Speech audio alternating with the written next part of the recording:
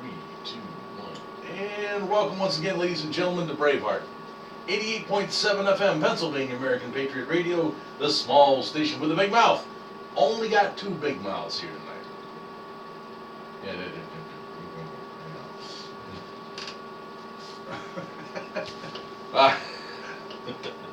But on third strike. They'll never expect it. Good point. Wouldn't surprise me if my buckos did that. We're not going to get into that right now. This race, the baseball's driving me insane. Just absolutely insane. The one wild card spot left, the buckos are trying for it, and they keep, once again, we're back to my old boys, snatching defeat from the jaws of victory. We're only 2 games out. What's a 3-way race? It's driving me nuts. Anyhow. We've committed a neatness in here. I don't know if y'all can really see it, but John and I were in here, no show last week. John and I were in here and we got rid of a ton of stuff, and we still got some more stuff to do. In the very near future, you will be partaking of Braveheart 2.0, but we're not there yet. John is still working on some of the computer problems here. He's building one that'll run everything. Sure. But, exactly. And we had hiccup. That was... That's what Had a little bit of hiccup. That's a technological word. Hiccup. You almost didn't get that out. I was trembling over it real good. I had a hiccup in the middle of it. Now, we've created a bunch more room in here. We've modified a few things. There's still a lot of papers we need to burn. We'll get to that. That's not a big deal. But Patriot John, Mr. John Weber, he was supposed to be here tonight and got ill within the last 2 hours. And I don't know what the hell he got into. I have a theory. It's not what he ate. He went with me today to view what was supposed to have been an apartment. The guy that's listening to this ought to have his head caved in. But we'll get into that in a second. I am your host, Michael Wagner. We'll be here with you for the next 3 hours. Or Saturday, get these little All right. This is gonna be some joke. Don't sound like that all night, too. It is Saturday. Wow, September 6th. It's just a marching 2014. on. Yeah, I'm not happy about it at all. I am not happy about it at all. I'm not happy about the lows for tonight. Down in the low 40s. To me, I can deal with it. After Thursday night, Friday, where today's high was that day's low. It took until midnight, 1 o'clock before the truck cooled down enough for me to get any sleep. And then I had to be up at 4 o'clock in the morning. It's been a rough week, but talk about that here in a second. Sitting across from me, back from the undisclosed location once again. God only knows how long he'll be here this time. He could be taking off after the show and heading back. I don't know. To be honest, I wouldn't blame him. My friend, brother, and partner in all things mischievous, the founder of Braveheart Radio, Mr. Daryl Sick. No applause necessary, please.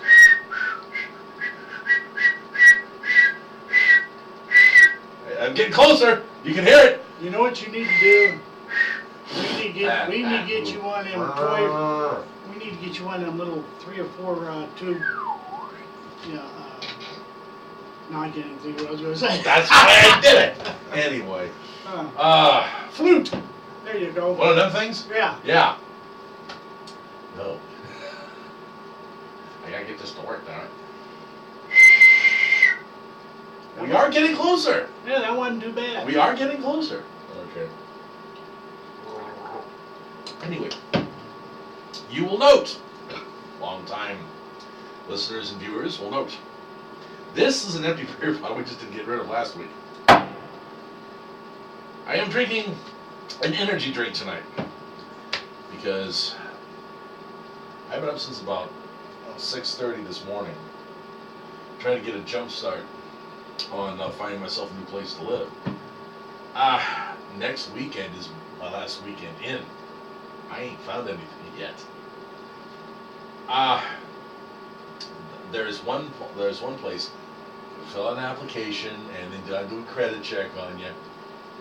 I had about 2 or 3 other places I wanted to look at, so I didn't fill it out yet. That were bigger. The one that was a white bedroomer in Conneautville. It got snapped up the day it was posted. I called like 2 days later after I saw it was online. Somebody grabbed it the very day they put it up. Swing and a miss. One I had John with me earlier today. It was in Conneaut Lake, which would have been an ideal location. It was supposed to have been on the east side of Conneaut Lake in an old motel that they'd turned into apartments, supposedly knocking out the walls and joining the two. Wow. Crude? Barely habitable. In other words, my storage shed would probably be better? Yes. Yes. Easily. This guy, I'm not going to name any names. I'll let the people who check on it. It was embarrassing. There's something I can't. He's got the nerve to ask $475 a month for this place. This room here would be about 3/4 of the size of the space available. Holy shit, man. Yeah. Add maybe another half of this on over here, and then put an area from here to the wall in between them where a cubed shower stall is located. And I'm sorry, barely big enough for large mammals like myself to turn around in, let alone get underneath the shower head. I went by there last night when the storm came in. I wanted to get a location on it. And I drove by and I'm looking down there. And in the dark, one of those L-shaped, old-style motels. Maybe, 10 to 15 rooms. Well, those rooms must have been goddamn small before they joined it, because the rooms were no big, were probably from here to there in size. A couple of really ugly appliances. They tried to build sort of a kitchenette in there, and they just kind of slammed them in there, dirty. Single basin sink in the kitchen, and just looked like probably hadn't been cleaned in a while. The hell of it is, there's a woman who lives there who came out after John and I had done our recon. Because I talked to the guy and he said he's going to leave them unlocked so I can see it. You leaving them unlocked? Okay. Because he's not going to show it to anybody until Monday. Well, we went in there, and as soon as you stepped through, before we even stepped into the damn doors, I'm looking at the place, and you see the ceiling, the roof line is a little bowed, and there's chipped paint along the underside, all the way down through, along the front door area. Box fans are propped up in windows. So, this was before they even had air conditioning. Those little old grumbly, ice grinder air conditioning. Yeah. None of that. None of it. There's no. Once we got inside, there's no place to adjust for your own heat. Apparently, whatever they set the temperature at for the whole building is what you're going to get. There's water dripping through the roof in one corner of the one room. Now you know why the roof is sagging. Yeah, well, the shit is not habitable. And once I got to the daylight, I noticed there was a car parked down in the far end where I could see somebody was actually living in there. That car has not moved probably about 2 or 3 years. It's got 4 flat tires, and they've been flat for a long damn time. Big ass German Shepherd is looking out the window at me. You could definitely smell a dog when I went into the one he was trying to rent. $475 a month? No. You go to hell. $25 a year, maybe. If I was running from the cops, I might stay there for 2 nights, and I'd have a can of Lysol with me. It was unbelievable. So we looked through that, and we weren't there more than 5 minutes, and no, abandoned, gone. And the woman who came came out said she had just cleaned it. She had just cleaned it. That's what she told me. With what, more dirt? Yeah. Clean dirt on top of dirty dirt. Cobwebs are still in the corners. The stove, grease. No, I've seen places like this before, but it generally is like, you could transplant this whole thing into the backwoods of West Virginia and dig a couple of outhouses and it would not have looked out of place. It's just insane. Well, And the fact that he wanted as much as he did for that, dude, there's no way in hell. Now, like I said, the one that I'm looking at right now that I hope they haven't given away yet, only because it is a one-room efficiency with a separate kitchenette, which is a very nice one, and a brand new refinished bathroom, which is full size. But 2 closets in this place that are walk-in size, but the rest of it is one big room. Probably 2 of these buildings, one back, all right? With there's a bed over in the corner, a couple pieces of furniture. I'm not sanguine about having my sleeping area in the same room as my living area, but we already talked about this.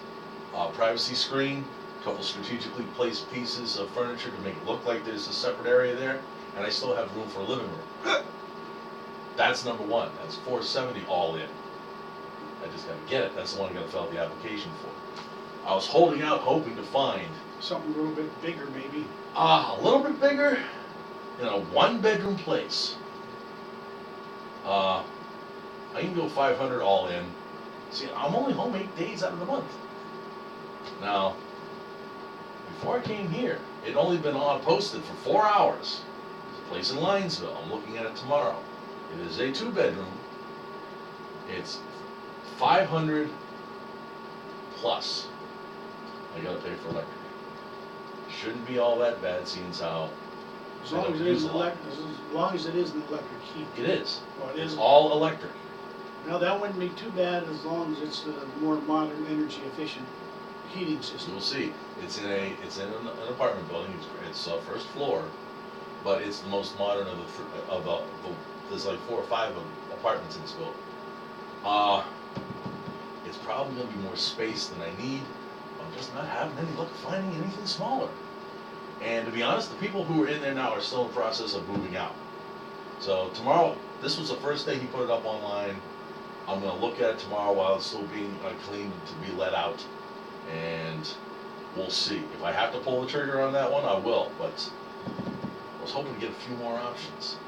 I never thought it was gonna be this difficult, but I lived in my last place for 14 plus years. Well, if you drive through Meadville and you pay attention, you will see abandoned house after abandoned house. Almost every block has got one. Okay, well, those people had to go somewhere. They all didn't move out of the county, so they because they couldn't, the downside, they couldn't afford where they were at, so they had to go somewhere else. It's very strange. I would like to be able to stay out in Escondido where I am right now, simply because I am within a very close distance of anything. Plus, if I want booze, I cross the causeway. I can pick up a 6-pack at a convenience store instead of having to go hunting someplace like you do in Pennsylvania here. Okay, who we got on Skype? Bring it up. Yeah, John Boy. Copy that, John. Appreciate that. He's got some stuff saved in, as he calls the pocket here. Stories if we need stuff to get to. Okay.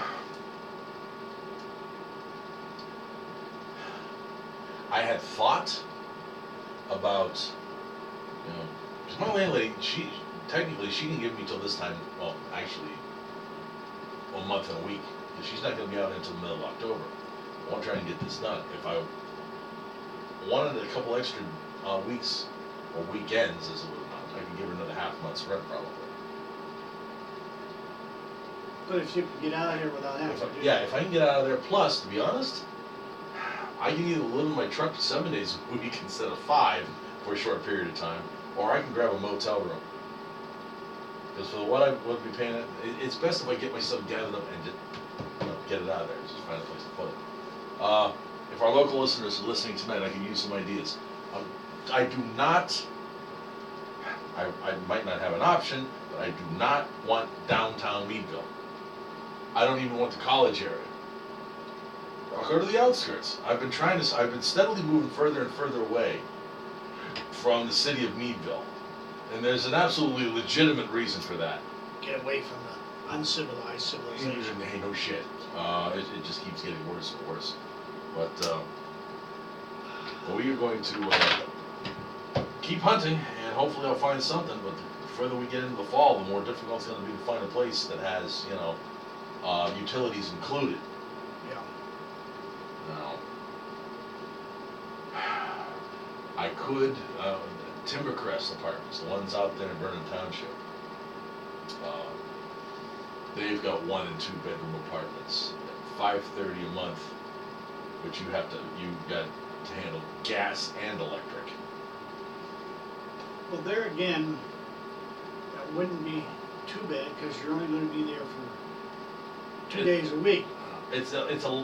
I don't like having the extra bills. Yeah, I know, but here's the problem with that. When you first come home, Mm-hmm. especially in the wintertime and it's colder than shit outside, that building's going to be, room or apartment's going to be chilled to the bone. No, that's not the way that works.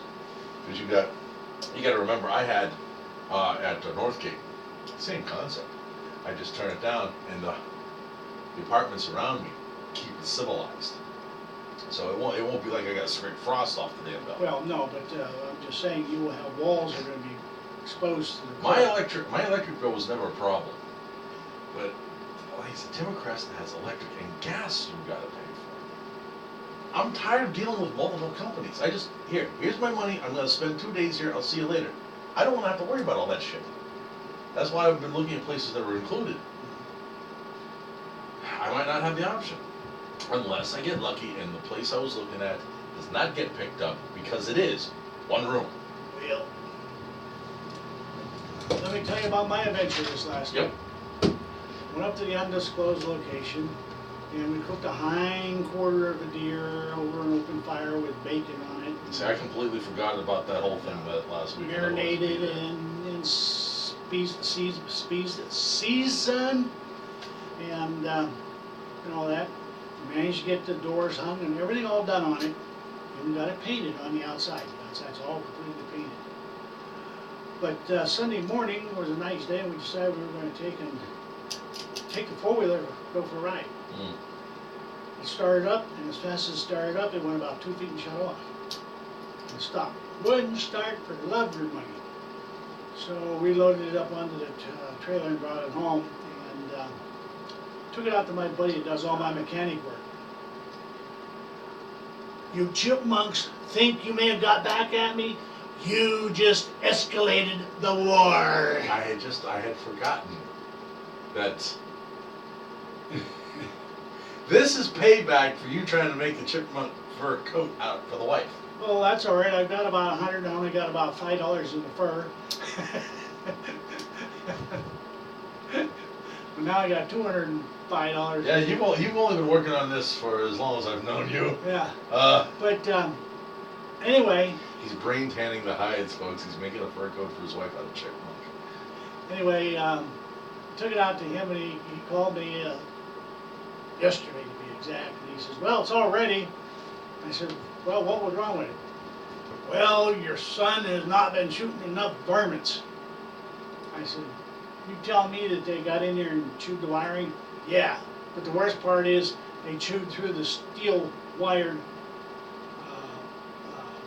protective shield over top of the wire, about a 4-inch strip. Them chipmunks must have had an iron deficiency. No kidding. Oh. So we got it fixed and it runs like a top now. But yeah, we got the thing all done on the outside and painted doors hung and all that. So all in all, it was a good weekend, even though it rained a couple of times. Long commute if I decide to move up to the undisclosed location. Never mind. That is an entirely possible option. It's a long drive. No, I'm talking about for me and the family. Oh, well, yeah. I'm not at liberty to say, but I'm working on something. Anyway. Yeah. In the meantime, we're still working to try and catch up on our taxes. And we got. Hold on. What? Emily, what the hell are you talking about? She says they have Ebola now in Nebraska. We have who? Ebola. Oh, they have one of the. Okay, one what the of hell's that all persons- about? One of the doctors or nurses that was Okay, treated, okay. is being treated there. I'm saying they found an outbreak. Woohoo! Because that would be bullshit. Yeah, I saw the In story. in a first world country, it should not be able to spread No. unless it's being done on purpose. Yeah. Basic hygiene, basic quarantine conditions. The reason it's spreading so fast over there is because there's a lot of superstition and the way they treat the bodies of the dead. Okay, gotcha. Freaking me out here for a little bit. Wait a minute. We now have Ebola here in Nebraska. When I see that, I'm thinking we got an outbreak. Yeah. I'm about. Well, I saw that. I'm going home and loading weapons. That's all there is to it. I saw that and I was thinking the same thing until I read a little bit more about it. Okay. And, I hadn't heard that one of the before. workers, but I couldn't remember whether it was a doctor or a nurse Holy that shit. was working with it over there, being treated. In other words, there must be several different vaccines out there that There are some new experimenting drugs with. that are being tested that have proven pretty effective. Mhm. That whole Ebola thing is just. now they're Jesus thinking Christ. they went There's more than one strain. Yeah, there is. That's the big kicker. Yeah, because I was surprised when I heard that a second strain had shown up that had no relation to the original. Mhm. Now, usually, and this is why I've never really been all that afraid of Ebola. Ebola's not a planet killer by itself. It kills its host too quickly. To be effective, you have to have something that lingers for a while, has the ability to spread faster, further. Like AIDS, maybe? I was gonna say, I was actually thinking that. Although you really don't hear much about AIDS anymore. No, it's taken a second fiddle. Ever since the one superstar in basketball seemed to have gotten cured of it, it's kind of died down. I got my own opinion on all Well, of that. I do I too. kind of, Yeah, I do too, but you know, I don't know. It's. I really haven't been paying a whole hell of a lot of attention to that because there's so much other crap going on top of it. All right, when we start having an outbreak and people are dropping like flies here in the States, then I'll say, okay, we're under attack. what I'm more concerned about, and I didn't pull the story out, I probably should, is down at Fort Bliss, Texas, which is right along the border across from some Mexican city. Of course it is. I can't think of. They are heightening their security because they're anticipating a possible attack from ISIS. Yeah. Because there are ISIS terrorists in Mexico. Oh, sure there are. They've, Mexican drug lords and cartels are grouping together to fight a common enemy. Us. Yeah. We want southern United States back, and we're going to take it. Good luck with that. Well, not We'll if start stacking you fuckers up like cordwood. Not if I have anything to do about it, because I'll get myself elected governor and pull the artillery down there and blow everything back 15 miles.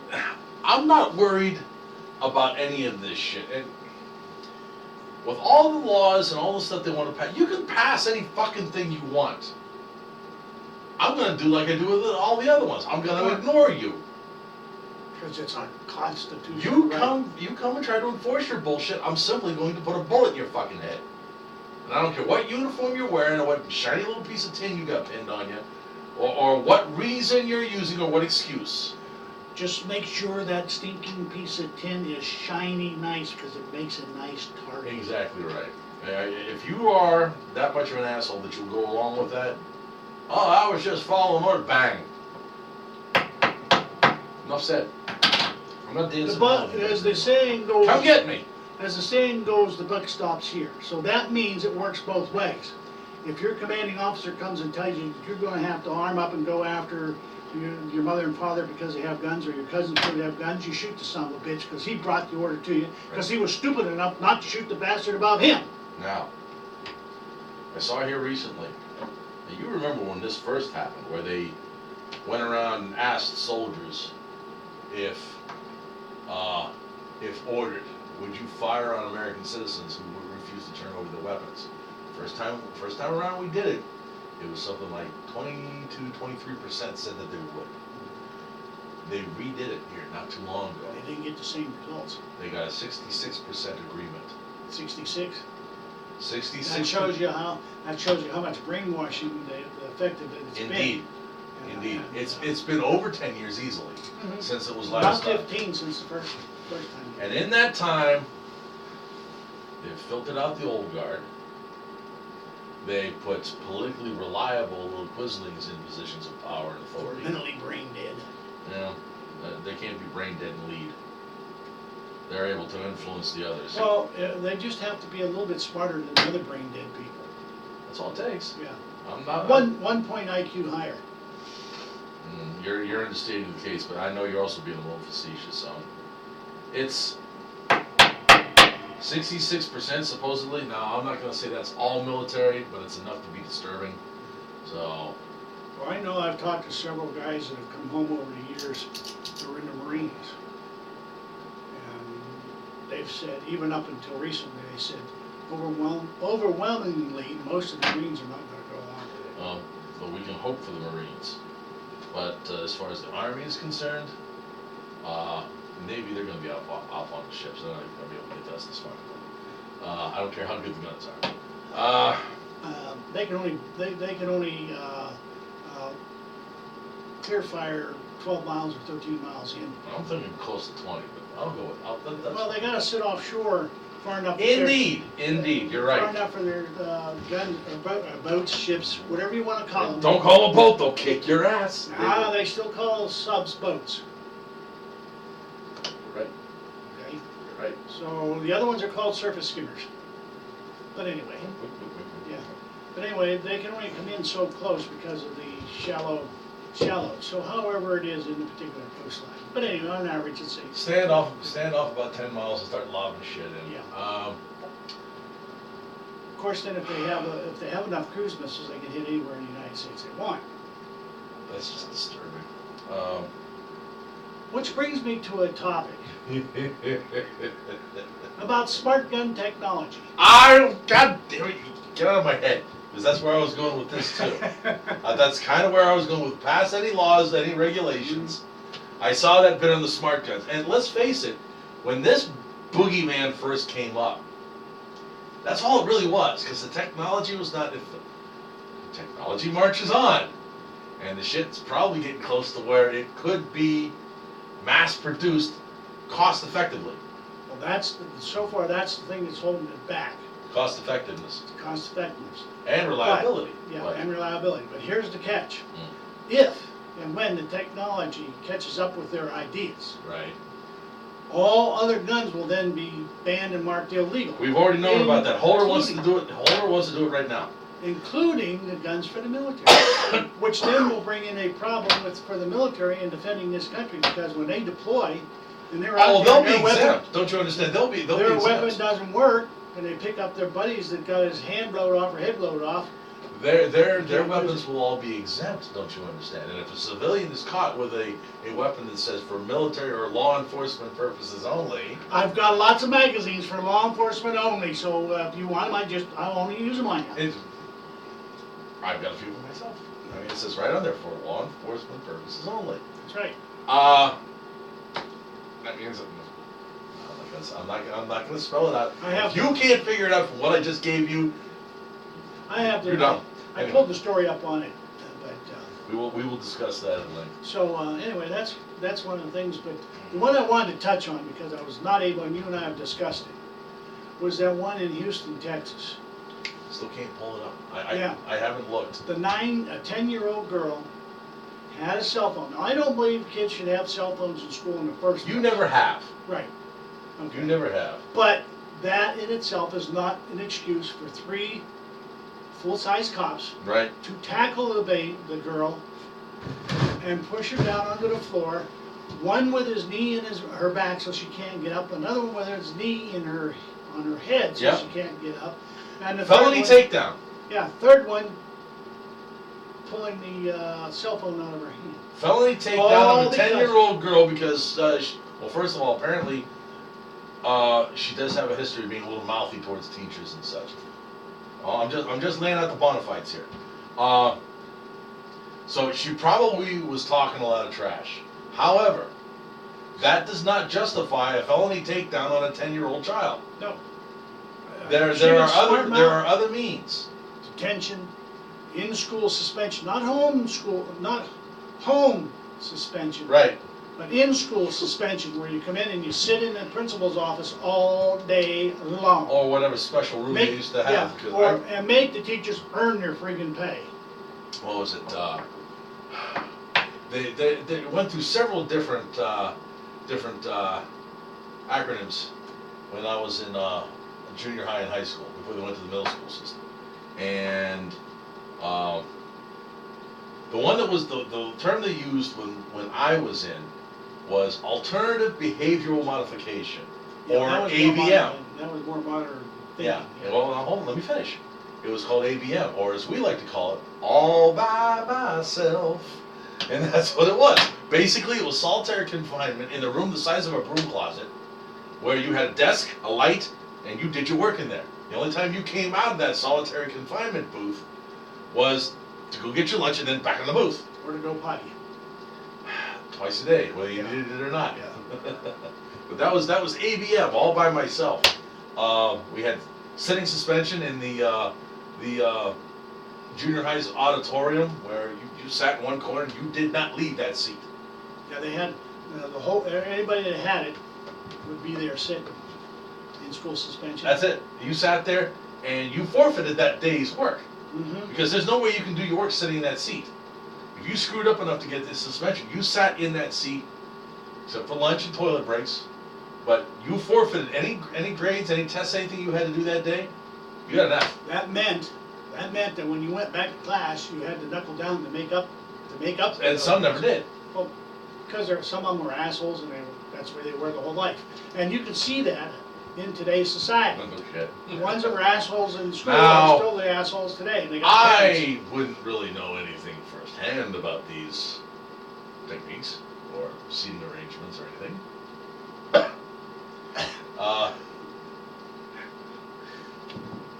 The last couple of weeks of my junior high career.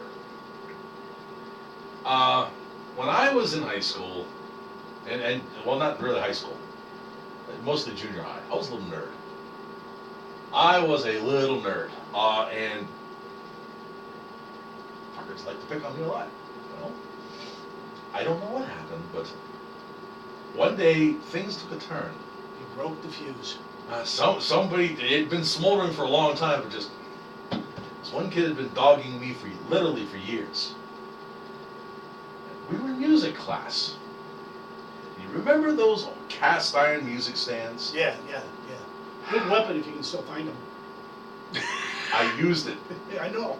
Okay, he was just pinging me in the back of the head, just screwing with me. Well, I picked that thing up like a battle axe and I swung it. Now, fortunately, the top was loose enough that the wind caught it and turned sideways and I caught him flush. Otherwise, I would have decapitated the Yeah, it's bastard. taking his head off. I don't remember what happened next, but I was told it took the music teacher, who was also a gym teacher, and a couple other guys to pull my hands off his throat, because I had my hands wrapped around it and I wasn't letting go. He had bruises on his neck for about 2 weeks. Well, he stopped screwing with me after that. However, his posse decided they were going to get revenge. Okay, come on, bring it on. That's what it was. They'd never seen me stand up for myself before. Just about maybe 2 or 3 days later, one of the guys started screwing with me in the hall. Said, "You want to dance? Let's go." I lead going into the boys' room.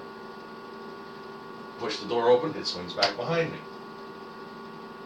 He followed me in and met my fist going the other direction. All over. I wasn't stupid. I just had never stood up for myself before because I was raised in a household without a dad. And my dad was, I hate to talk ill of the dead, but he was nothing but a grifter. He was a bullshit salesman and an expert. This guy could sell ice to an Eskimo, but he hardly ever worked. My mom tried to raise me, and she was a hardcore pacifist and leaned pretty far to the left. She was a 60s hippie chick. Mom was only 15 when she had me. Right? So she was working on a severe disadvantage. But she always tried to walk away, always this, and was very passive. I wasn't taking it anymore. Well, after I knocked the kid back out into the hallway from the boys' room, I started walking out. It's the teacher's squad. The music teacher, the art teacher, who was also another 6'5" guy. I don't know where the hell he found these people. But they're teaching art. They're huge. And shit, I went limp like a bitch. And went to the principal's office. I had to sit in his office the rest of the day. And he asked me point blank, Mike, this isn't like you. You've never done this before. What's going on? You had enough. He told me I was one of his good kids. You had enough. Well, that's what I told him. I said, I'm done running. I'm not doing it anymore. Well, I said, you can't keep on doing this. I said, if I'm challenged, I'm not backing down. And I got the last day of, just before summer vacation, I got suspended for 3 days for fighting. pick up next year when you. No, we had to go sit in the auditorium. For 3 days. That was. No, I didn't. It's just school's done at the end of the day, but we got to go through the procedures. So we'll have somebody else grab your books and then take them to your classes. Go sit in the auditorium. I got a 3-day suspension that I only served 1 day of on the last day of school. Well, I had a problem in. Let's see. It was when we were in junior high. I was in junior high in the ninth ninth grade, because ninth grade was down junior high, and then 10, 11, and 12 were up at the senior high. Right. Didn't have the middle school concept. We had the junior high and then the senior high concept. That's the way it was with us. And I had this kid sitting behind me. Remember his name? He's dead now, Sergeant Wright. But it was general business class, and he had similar situation, been funking me in the back of the head. Oh yeah. Well, I didn't. Gym think class, you get deep pants and shit like that. I didn't think nothing of it. Well, I wasn't able to take gym class because I had a busted leg in the bone, had a honeycomb in it. Oh yeah. Okay. You've been a mess for as long as I've known you. Yeah, I've been blessed with a mess. But anyway, this was going on for about 2 weeks. Well, because I wasn't responding to him, he decided he'd up the ante. So he punched me in the back between the shoulder blades. Boy, did that hurt. Okay? I turned around, told him, do it again, I'm going to knock your goddamn block off. I sat down. Maybe 2 minutes later, he must have figured I was bluffing. He did it again. I didn't say a word. I stood up, swung, knocked him right out of the seat, onto the floor, upset his desk. And the business teacher said, what's going on? And I told her what was going on. She said, well, you better go down to the principal's office, and after you come back, I will send him down. And I want you to go down there at the same time, which was smart. Keep us separate. Oh, indeed. So I went down there and I explained. There'd be a trail of blood all the way down to the principal's office. Yeah, so I explained to the principal, I got 1 night's detention. Okay. Of course, they sent a card home so your parents would know you're going to be late and what day you were going to serve the detention on. My dad asked me what this was all about, and I explained to him. He said, well then, no harm, no foul. He says, that was justified. And the kid left me alone from then on. But he was an idiot all the rest of his life. There's just certain type you can't get through to. Yeah. So, and that goes to show you the difference between what goes on today. Yeah. If you have a problem with somebody and you don't settle it in class, usually it would spill out to after school, many after school fights. Well, certainly. Well, they would come out, when the fights broke out, they'd come out, they'd grab both of the people involved, drag their ass into the gym. See, yours was even different from my time, so. Dragged their ass into the gym and gave them boxing gloves and had them go at it until they got it settled. And usually by the time you went 2 or 3 rounds with each other, You come on, and now they're best friends for the rest of the school term or school year. Yeah. And that. Put on the gloves and it. Oh, you do that? That's teaching aggression. That's teaching violence. Oh goodness. We can't have that. We'd be over. If we continue to The do that, world we'd be like is the rest violent. Of the world. All We'd be right. like the rest of the world. We're civilized here. Excuse me. Bullshit. Sorry, man. I got allergies. Well, now that we reminisced about school things, there's something else that's under my craw. Stuck in your craw here. And this happened about a week ago, and since we didn't have a show, I wasn't able to do anything about it. But there was a accidental shooting at a range in Arizona. Ah. The instructor. With an Uzi. Yeah, the instructor got a bullet in the head. But. Yeah. But let me explain. Okay. See, Here's personally, the thing. when I heard this one, I'm thinking Darwin Award. Yeah. The first thing is, he was teaching a 9-year-old how to shoot an Uzi. First mistake, give him the full magazine, whether it's semi-automatic or full. Well, from what I heard, he didn't start with a full mag. No, he started with a One round at a time. Bing, bing, bing, yes, bing. Yeah. semi-automatic. Okay, gotcha. Then he put I don't know how many rounds he put in the bag, but she couldn't control it when she pulled the trigger. And he was leaning over, and it went up and caught him in the face. Sure. Two I could have observations. predicted that. I could too. Two observations. What? Not being there. One, he was a stupid jackass for teaching the kid that way until she had mastered the gun. Right. He wanted to teach her how to do it full auto, 2 rounds. Bang, bang. Okay? But that's after she's mastered it with semi-automatic. Second of all, whoever instructed him wasn't very good at his instruction and not weeding him out. No. But here's the benefit. This guy can't go on and contaminate the gene pool. with No, stupidity. see, that was my original train of thought, but I also got to thinking, this guy could have probably done this with dozens of kids the same age. Everything went fine, no problems. All it takes is 1 second's not paying Lapse. attention, one lapse of consciousness, 1 lapse of thought. I'm not getting the words I want here, but you know what I'm saying. Yeah, I know. All you have to do is slip. All it takes is once. And anybody who has ever fired a subgun knows that thing is going to come up. That's what they do. Now, a couple ways you can fix that if you're teaching young people. You got a strap on the front of it. You have them stand on that damn strap. Can't come It's on. not going anywhere. You can blow through an entire magazine. As long as you're standing on that strap, it's not going to come up. I have seen ranges where they have the full dollar weapons chained in the front for noobs. So when they get up there, they settle in behind it, and they can unload the magazine, and the muzzle not coming up because it's chained down. When I got my first full auto, it was a Cobra M11, 9mm. 32 rounds in a second and a half. Not the greatest of manufacturing jobs in the world, but they were fun to play with. They were fun to play with, and they functioned. Boy, did they function.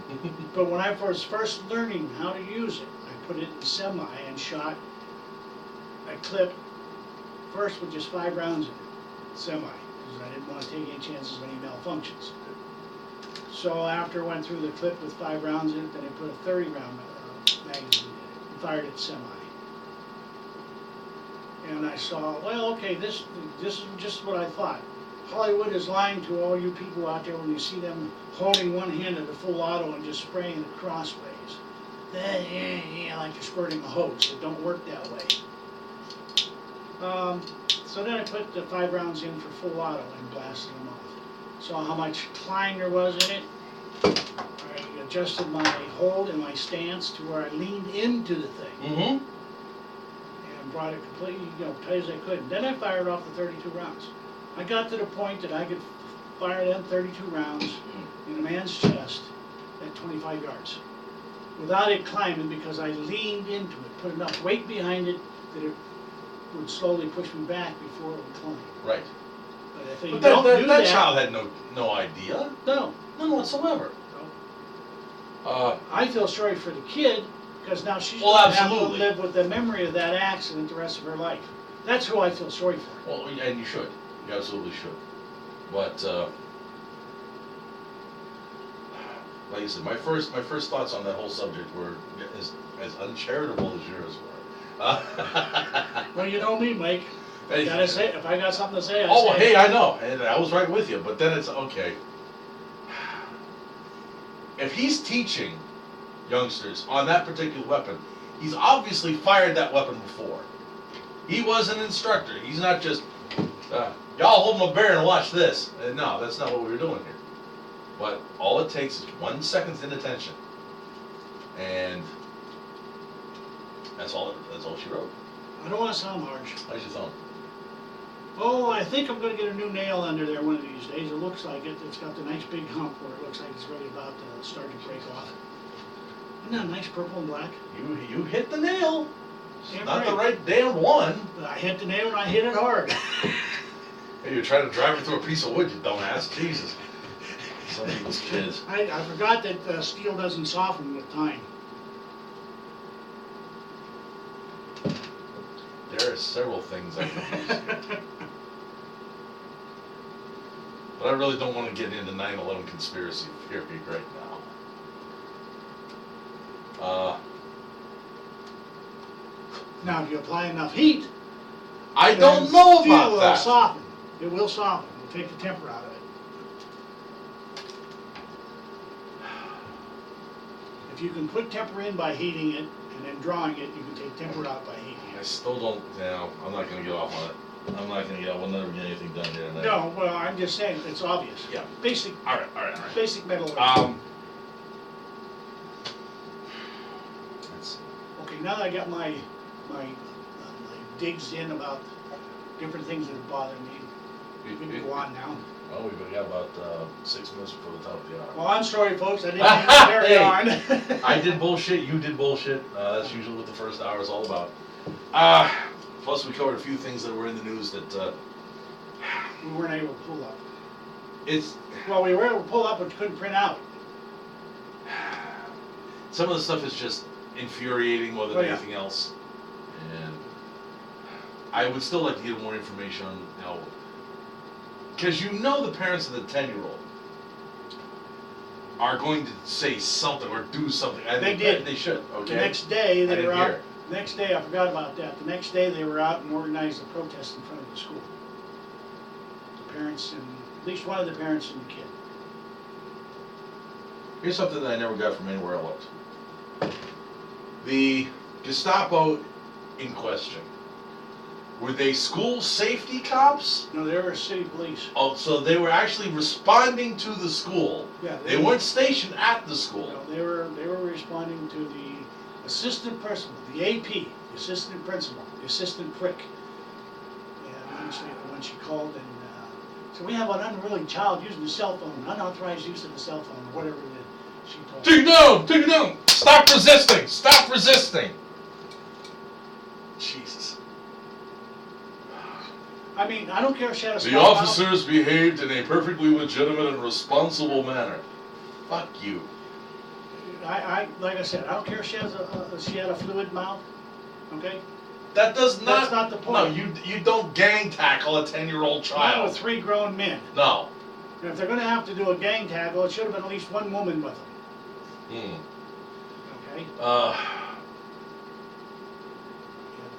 But it goes to show the mentality. There's no rules, folks. If you think that Popo is out there, yeah, I'm gonna protect and serve the shit out of you. Even if I have to kill you to do it. No kidding. There's an article I'm gonna pull up here during the break. One of the people we used to go to all the time, Pastor Chuck Baldwin. He wrote a piece on Popo, and he spelled it out pretty damn well. And I just, with everything I was doing this afternoon, didn't get a chance to print it up. So during the show, if it's not in the pocket, I'm gonna see if I can find it while we're taking our break. We got about 2 more minutes here before I'm gonna actually sail off here. Okay, well, when we come back from the break, I'll go through the gun shows and then Go through the gun shows. We'll do a PBS and encourage everybody who hasn't up to this point to go to braveheartradio.net. The website has been upgraded dramatically. Yes, we, we'd be remiss if we didn't thank the gentleman that did indeed, our cohort who is quite a bit to the south of us right now, Ben, if you're listening tonight, and I certainly hope you are,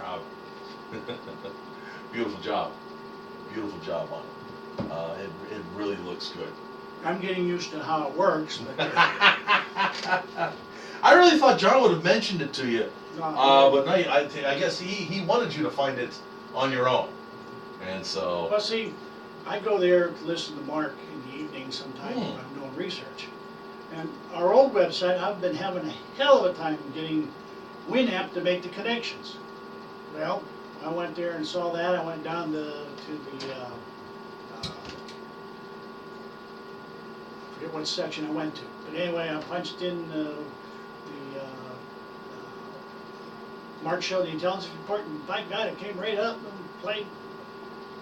It's just it's a complete upgrade. It's much more modern look to it, and it's a beautiful piece of work. So, all right, cats and kittens, we're going to take a little bit of a break. When we come back, we're actually going to try and cover some news in depth. Yeah, I know. Shut up. You're listening to Pennsylvania American Patriot Radio, Braveheart, 88.7 FM. We'll be right back. Give me a second to get this out. I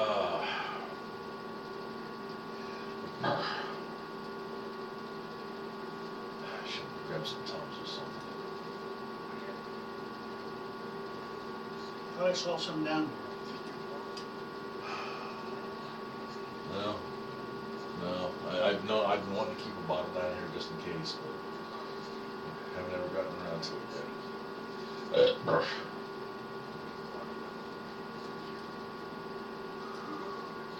Let's see.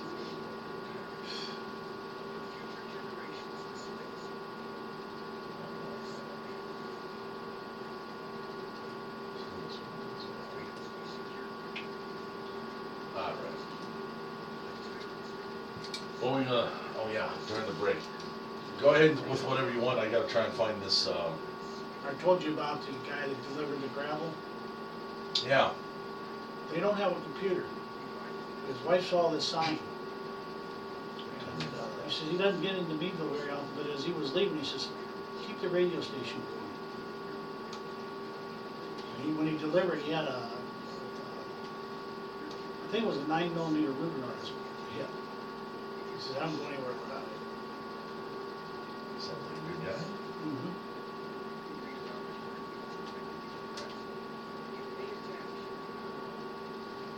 We got the gravel all spread. Now we just have to dry roll it enough to pack it in. We're going to need more, but we figured we get this packed in, then next spring we'll bring in another probably 5 or 6 tons.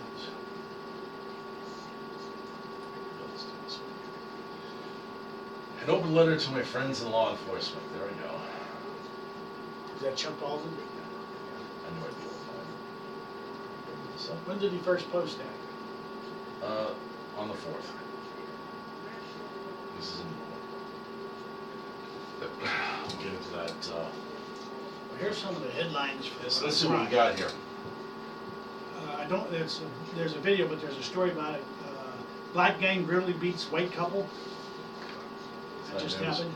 It's not news, unfortunately. I know. Well, it is because they don't report it on Main Street. FBI recruiting U.S. students and professors as spies. Hold on. Okay.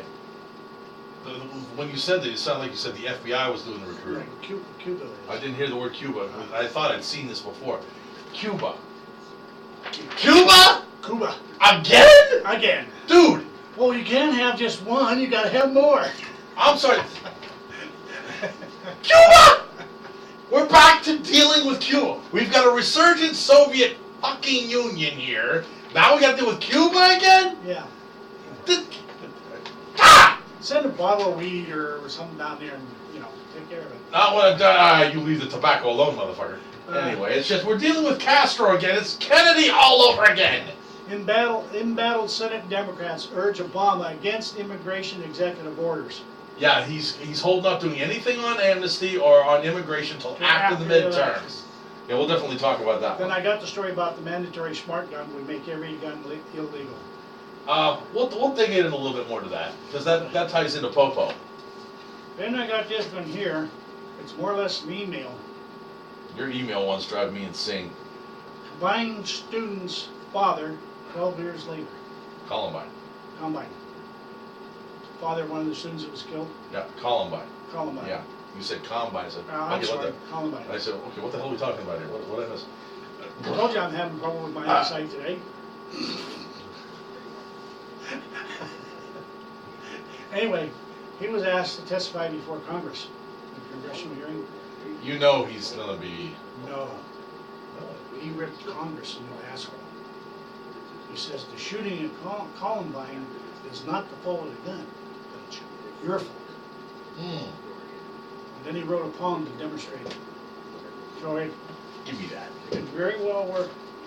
Then up in New York, Albion, New York, gun shop records taken, gun owner arrested, and it was over the button on the AR-15s from the release magazine. What about it? Well, it's unsafe. Under the SAFE Act, they changed a whole bunch of, yeah. Okay. I don't know why those guys aren't shooting yet. Yeah, I don't. Maybe either. it's because it's really not being If heavily it- enforced. Well, they're starting 165 records. So, if we get into that, we want to send you guys up there should be kicking our ass. Okay? Shoot the sons of bitches. But I got one here for those outer space gurus, or space gurus. An asteroid will buzz the Earth on Sunday. Oh yeah, I ain't worried about that. Well, I ain't either. But it's about Like- 20,000 miles away. What are we gonna do about it? Yeah, exactly. I've always loved that. Oh my god! Oh my god! Yeah. So What are we gonna do? What are we gonna do? Those are the things that I picked up. Asteroid will buzz Earth on Sunday. That goes in with our end of Earth show. It's the end of.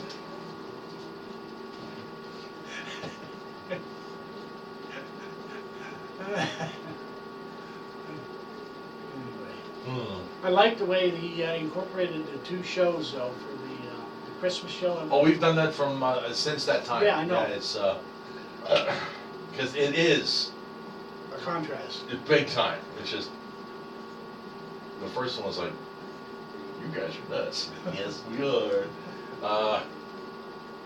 Helps be a little nuts to live on this planet. Whee! There's still plenty of time We doggy. here. Hi, John. Alright, we got plenty of stuff here. So kind of order. Well, get the PBS and gun shows out of the way. Gun show next week. Where? Cassavilla. That's what I wanted to go with you too. Well, I told the Things wife. just aren't happening the way I want them to. I told her since you were having problems getting a place, that she better plan on going because you're going to need the time to, if you do find a place, to be able to move. Of course, the next one after that's out in Washington, so that one you don't go to anyway. She looks forward to going to that one. That's why she does. And then the one after that is Rocky Grove. We got in at Rocky Grove. I wasn't going to do it, but I got taxed and I'm trying to catch up on it. Okay. Apparently, this is a list of cyber attacks, a real-time map of cyber attacks that are being launched. And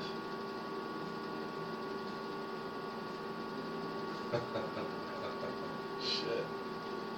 All over the place? Well, they're all aimed at us. Oh, they are. Yeah, we got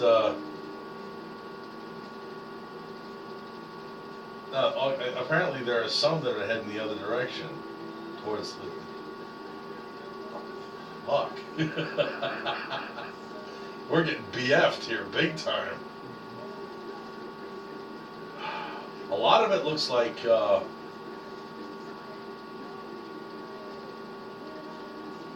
okay, that's the attacker.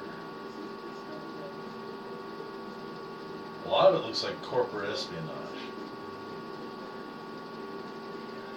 All I can say to the attacker, if you think you got balls to do that, come and see us personally. Man, I really wish I knew what I was looking at a little bit better than this, but now we get to that. John, look in on it. No, this came to us from another one of the listeners here. Ah.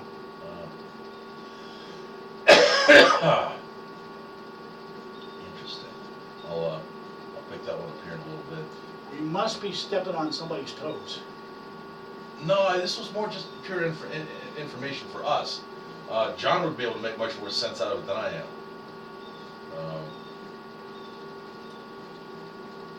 Okay, we're getting ready to come back.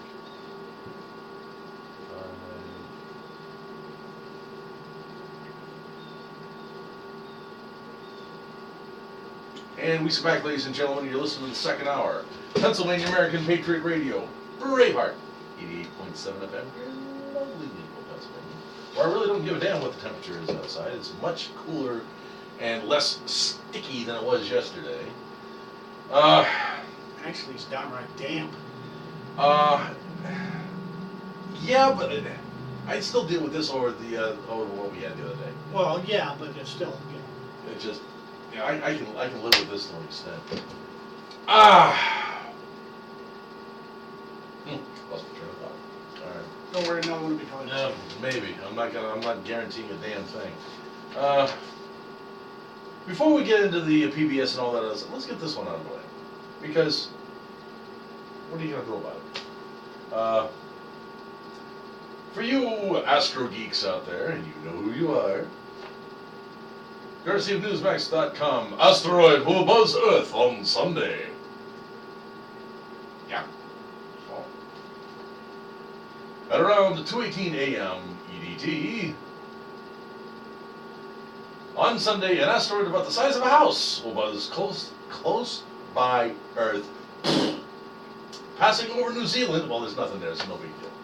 On its way into the far reaches of space, and it's planning a return orbital trip our way. I didn't know about that one. In other words, it's going to go past this. It's doing a strafing run, then it's going to come back from a bombing run. Yeah. All right, gotcha. All right. That's it. Deep. According to Fox News and NASA, the asteroid, a space rock measuring about 60 feet in diameter, nice chunk of rock, named 2014 RC and nicknamed Pitbull. Somebody's having way too much fun with this shit. No imagination. Yeah. Will not impact Earth. Then why do we care? But yeah, you make a real motorboat, asshole. Right. That's for those who care. Can you guess where we fall in? All right. Well, we're doing the story, so hold on a second. Make sure this hasn't gone out yet. We don't care. It's just because there's nothing you can do about it. Even if it's going to make impact, there's not a thing we can do about it. Hold on to that thought. I'll elaborate on that. Let's see.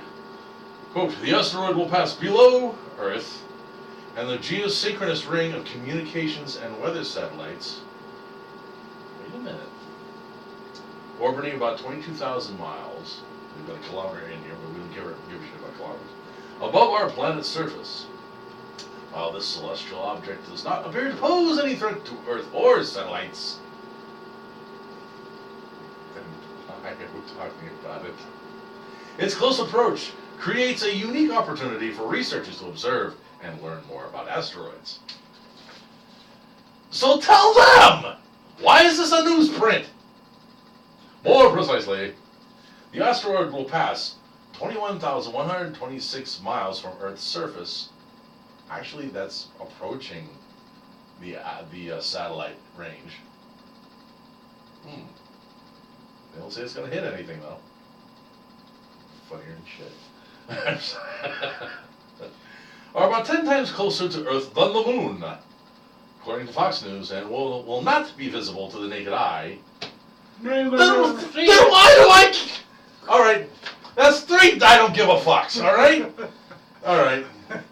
It's not going to impact Earth, it's not going to hit our satellites, and you're not going to be able to see it. That's 3 strikes. You're out! Holy shit. Alright. Let's I can see. just see it now. Some of these people staying up all night in the other southern hemisphere, staying up all night to try and watch it. Well, that'll still be daytime. Let's see. Actually, if the asteroid were closer to the Earth's surface, ducking wouldn't help very much. Let's see. With no warning until locals spotted it streaking overhead, I remember this. A meteor exploded over clusterfuck Russia on, I can't pronounce the damn name here, on February 15th, 2013. I remember them showing that with it lighting up. With the force of 30 atomic weapons, this is an exaggeration, 30 atomic weapons, or 440 kilotons. That's one good one, all right? That's one good one. That's a big firecracker. Yeah, I'm sorry. Unless you're talking megatons, I don't care. We used to be able to buy M80s that gave a bigger bang. Back in my day, we had nuclear weapons that meant something.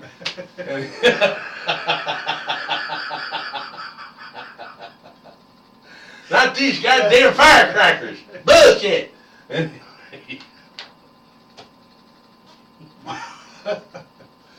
30 atomic weapons. Boy, you guys are making the fuckers small these days, aren't you? Alright, piss, I don't care. Tactical nukes. That isn't shit. That's, you can play tennis with the goddamn things. Let's see. 440 kilotons. Once again, we're going with metric here. According to NASA, injuring 1,500 people. Not a bad result. Not a bad result. Not a very good body count for that much explosive. It was an airburst. Still. It was an airburst. All right. Now, if you'd had not enough shrapnel in it. Exactly. If you had a ground burst, now you've got shrapnel plus fallout. Yeah. Airburst, piss. I can do the same thing with a fuel air vapor bomb, theoretically. Theoretically. All right. Let's see here. 16 hours later, NASA and the Washington Compost. Oh, sorry. An asteroid measuring 100 miles wide. Big bitch. DA-14 passed only 17,500 miles over the Earth, inside the satellite belt. And it couldn't hit those satellites. No shit. Missed! That's why Somebody's targeting computer fried. Yeah, that's why The Post's Capital Weather Gang contributor Steve Trachman wrote, for the foreseeable future then, Earth will continue to reside in a cosmic shooting gallery, where nobody can fucking hit the broadside of the planet, apparently, with an enormous number of currently unknown objects, some of which may have a direct bead on us without our knowing. While it is probably much more unlikely than likely, a potentially disastrous collision with an asteroid of at least the dimensions comparable to DA-14 could occur at any time, possibly with little or no warning in our lifetimes. Some other asshole here, some physicist who gives a shit. There is an asteroid with our name on it, and it will hit us. Okay. Sooner or later, yes. So, The law probably. what are we supposed to do about it? Yeah, you know. What are we supposed to do We about it? can't build our own nukes to shoot up and blow Oh, up. heaven forfend! You know. Back in my day! Anyway, with the targeting capabilities we have right now,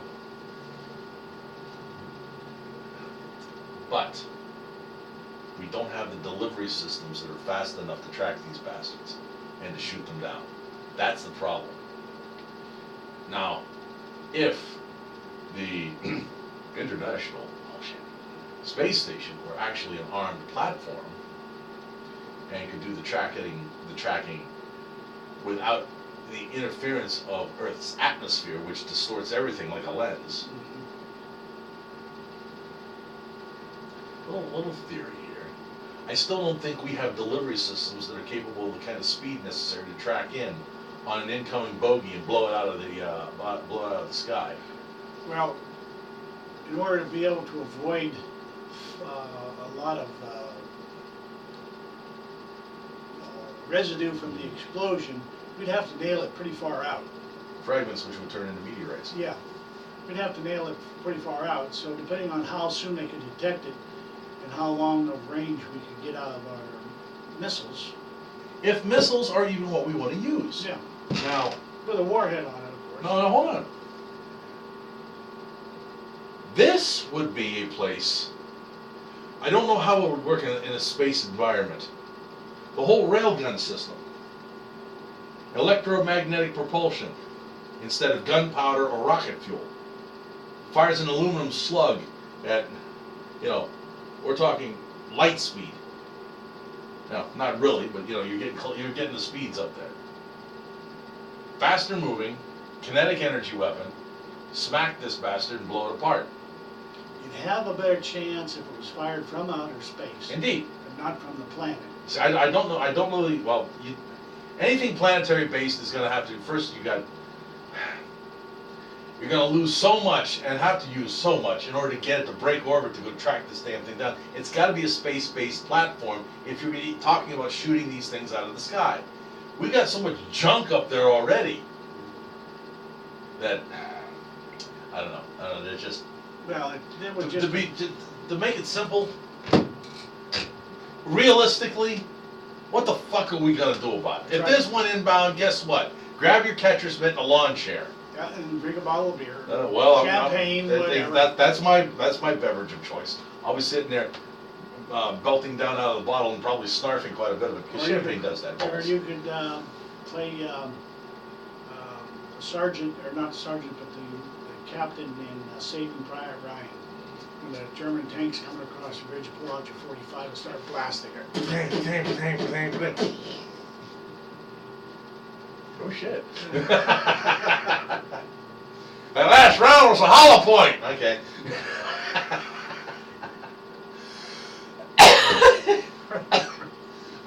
It was a civic safety slug. I was thinking that. I knew you would. I knew you would. I was waiting for it to come to you. That's telepathic. That last round was a civic safety slug. When all else fails. It stopped that damn tank cold. When all else fails. By God, if you're using hand rolls, all things have failed. Yeah. One of these days we'll have to get more in depth on just what the civic safety slug is. I need to get a few. And you absolutely positively got to kill that motherfucker right now. All right. Once again, folks. BFD. I'm going to file this. It didn't go down in. No, it didn't. It was kind of sitting on top, and I know what's going to happen if it stays there. Blow off onto the floor. And we don't need anything on the floor right now. It's bad enough that we're adding fresh ashes to it. Let's see. All right. Time for the PBS portion of the program. This is the part. The port? The port. The port. Any port in the port. He's coming in! And hard left rudder. We're coming in too fast. Reverse starboard engines! Put the damn brakes on. Put your careful one. Yes. There you go. Right full rudder, reverse starboard engine. Sound for collision. Anyway. My son got a rude awakening the other day. I didn't know it. He bought some Angry Orchard apple cider, hard apple cider. I don't know if I've tried that one or not. Well, it does not have the twist off cap. Shredded his hand? No, but it's turning, but the damn thing won't come off. On the bottle it says, use opener. Oh, it really does? Yeah. Oh, shit. Got to read the directions. It's a beverage I shouldn't have to read in order to drink. Then you ain't old enough. No doubt. If you can't read, you can't drink. Hey, I still got an old school church key where you punch the holes in above. Those were days. I don't know, for some reason beer just tasted better then. That's because it probably was in a steel can instead of aluminum. That's a possibility there too. Well, this is a major squirrel here, but I'm going to run with it for a few minutes. I remember the old school beers that my grandfather and my dad used to drink. And I grew up on like Pabst Blue Ribbon and Kohler and Iron City and Oh, flopping slosh. Well, see, I always thought that was a joke on your part. No, it's not. Okay, actually, it was a joke on you, but you didn't know it at the time. It was made by Iron City. Pale stale ale with the foam on the bottom. It was a joke. That was a joke on the can, but there was they bottled a can of it. They had it out for years. Old flopping slosh.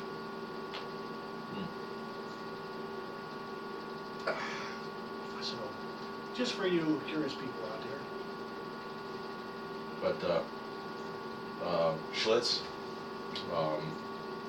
Stroh's before they changed the formula in the cans and all that other happy shit. With the pull tabs that you made chains out of them. Yeah. In your first apartment when you were just left home, that would be a chain curtain in your doorway between rooms. You made right next to the spool that was your first coffee table. If you're really dedicated to it, you put it on your Christmas tree. For decorations. Popcorn string my ass. Watch this. There you go. Now that's festive. Can't afford to buy all those fancy decorations, so we'll put But do you know how many cans of beer you'd have to go through to make a good one? Yeah. I did it.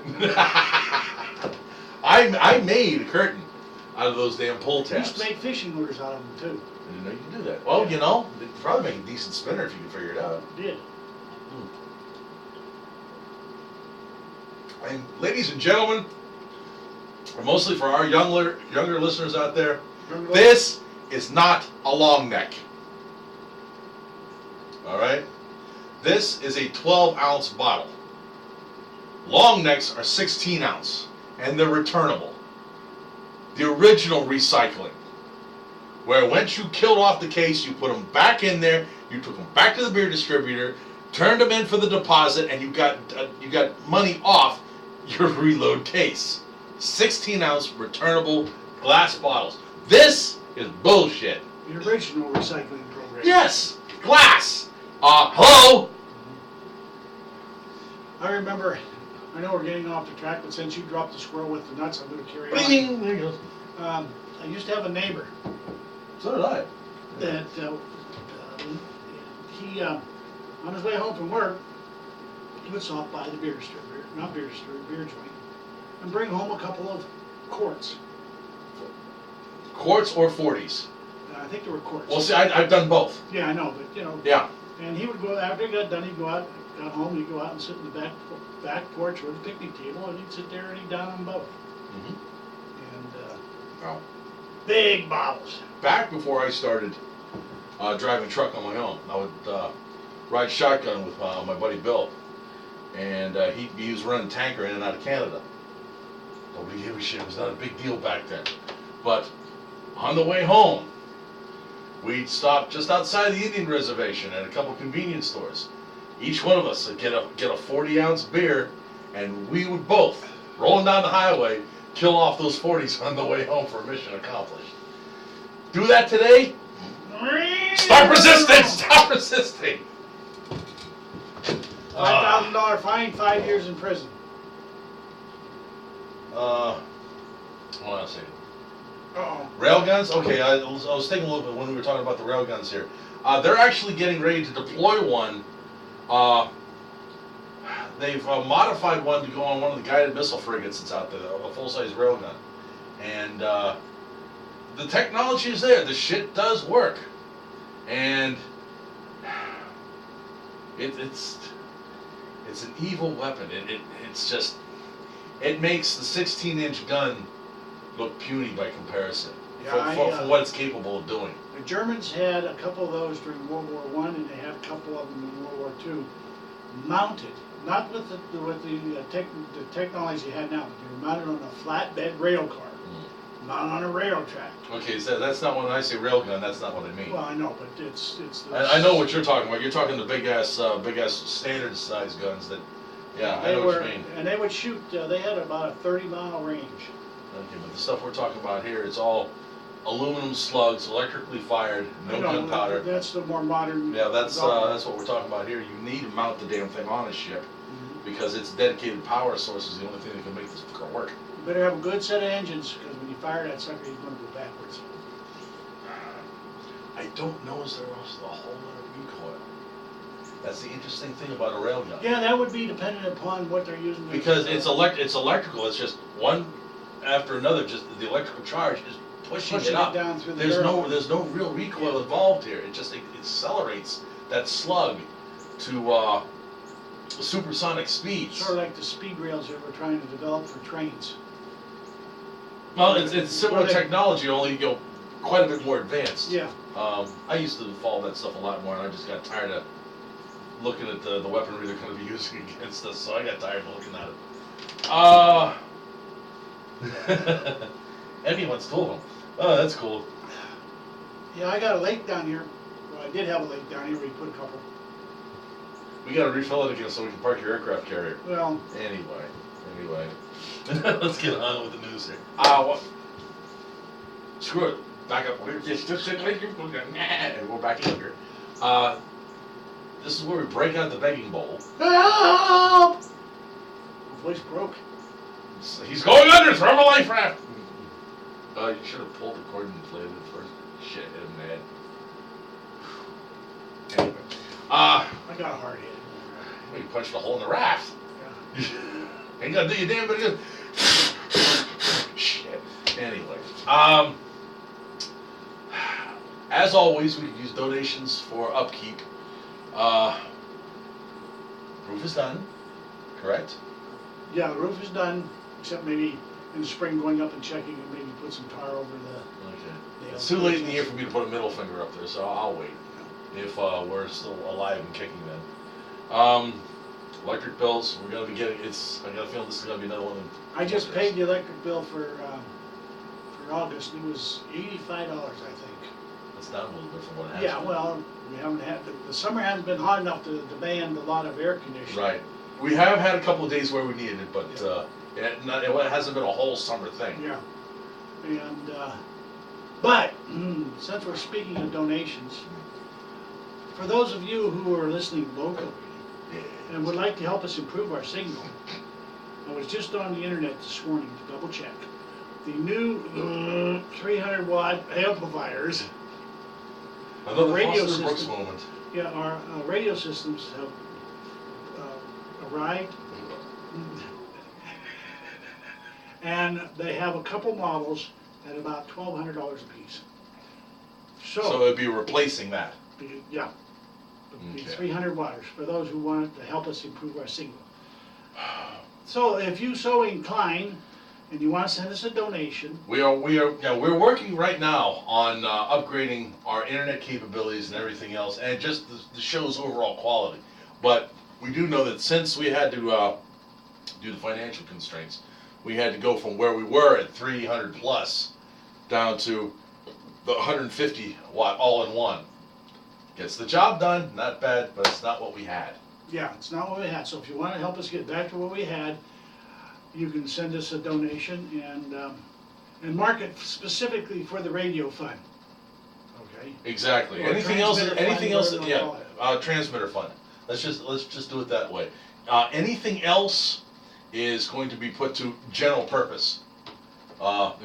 Lights, whatever, building maintenance, anything like that. Lights picking up some of the past financial costs, past taxes that I've let go Oh, to keep no this, kidding. that I've let go to keep this thing going. And anything will be useful. Now, let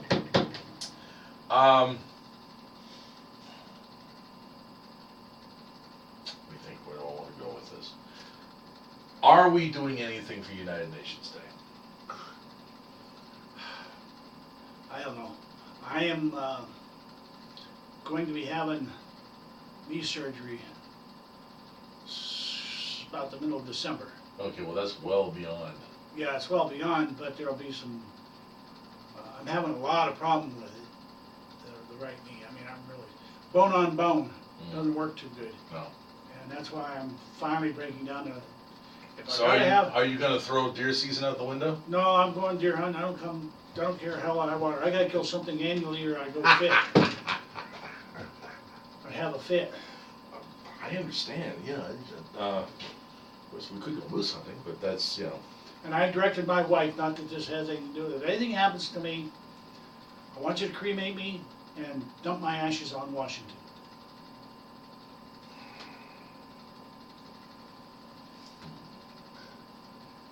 let them pick up the pieces.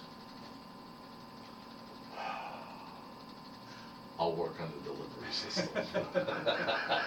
High altitude blast. I'm thinking, yeah. So I'm thinking some very evil thoughts. We'll just let that go for the time being. Another squirrel. Little envelopes of Daryl to all these Congress critters. Along with a piece of rope. Go hang yourself. My last will and testament.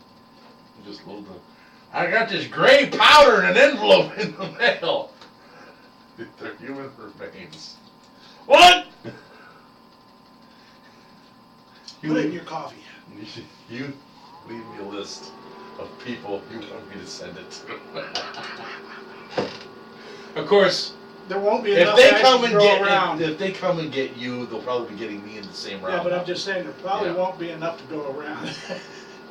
You'd have to make it mighty thin. Get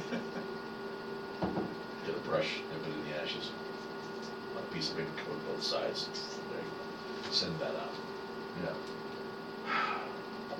Man, I'm spending entirely too much on this. Well, I'm sorry. No. I'm thinking of ways to do it. Have a puff. I have my own way. I'll have to get a hold of John and see what he wants to do. You need to. Something has to be done for UN Day, even if it's only us. I don't I'll know. participate if you have something, but like I said, I'm having too many problems getting. Well, this is where we talk. This is where our listeners come in. Yeah. I mean, we have been carrying the water on this for quite a few years. We'd love some of you guys to step up. Attendance at our rallies, hey, that's great. How about hosting it? That would be really sweet. I am disappointed at the number of Second Amendment rallies that aren't being done anymore. Yeah, it dwindled right off. It seemed that the victory. We didn't win. We slowed it down. Yeah. We won't win until we get rid of the dirt that's in Washington and. We're not gonna. But you're not gonna do It's just gonna be some other asshole with a different name and a different letter after his. No. Yeah, just You know as well as I do that ain't gonna happen. Yeah. So, no, we didn't win, and the point, in fact, is the smart gun technology. And we'll get into that. Let's finish this up. So, if you have information on stories we've done in the past, if you have stories you would like us to try and cover, if you disagree with what we're doing here, don't care. Stop caring a long goddamn time ago. If you would like to donate to the station in the form of manpower, ideas, or financially, please send all written correspondence to Braveheart Radio, 9931 Williamson Road, Meadville, Pennsylvania. Occupied zone number 16335. And that's the zip code. Honest and for true. No shit. Yes, get a hold of us via email. This goes to John's tricorder type phone device things and stuff. Braveheart Radio at gmail.com. Braveheart Radio at gmail.com. Let's see. John's website. If you're listening to us live over the internet tonight, you've already been there. Tell your friends about it. The new BraveheartRadio.net. It's been upgraded dramatically, and we want to put a shout out to our buddy Ben out there, who's in an undisclosed location to the south. Don't do that. What the hell happened here? Thing timed out on me. What? No, it's just the screen. Screen. It's the first time I've seen it do that. Mine's been doing that a lot Well, lately. it's. I think we had a reset here, and now it's gone to shutting itself down. If I'm not counting it, everything's still running. I just had to move the moose and get all the screen back.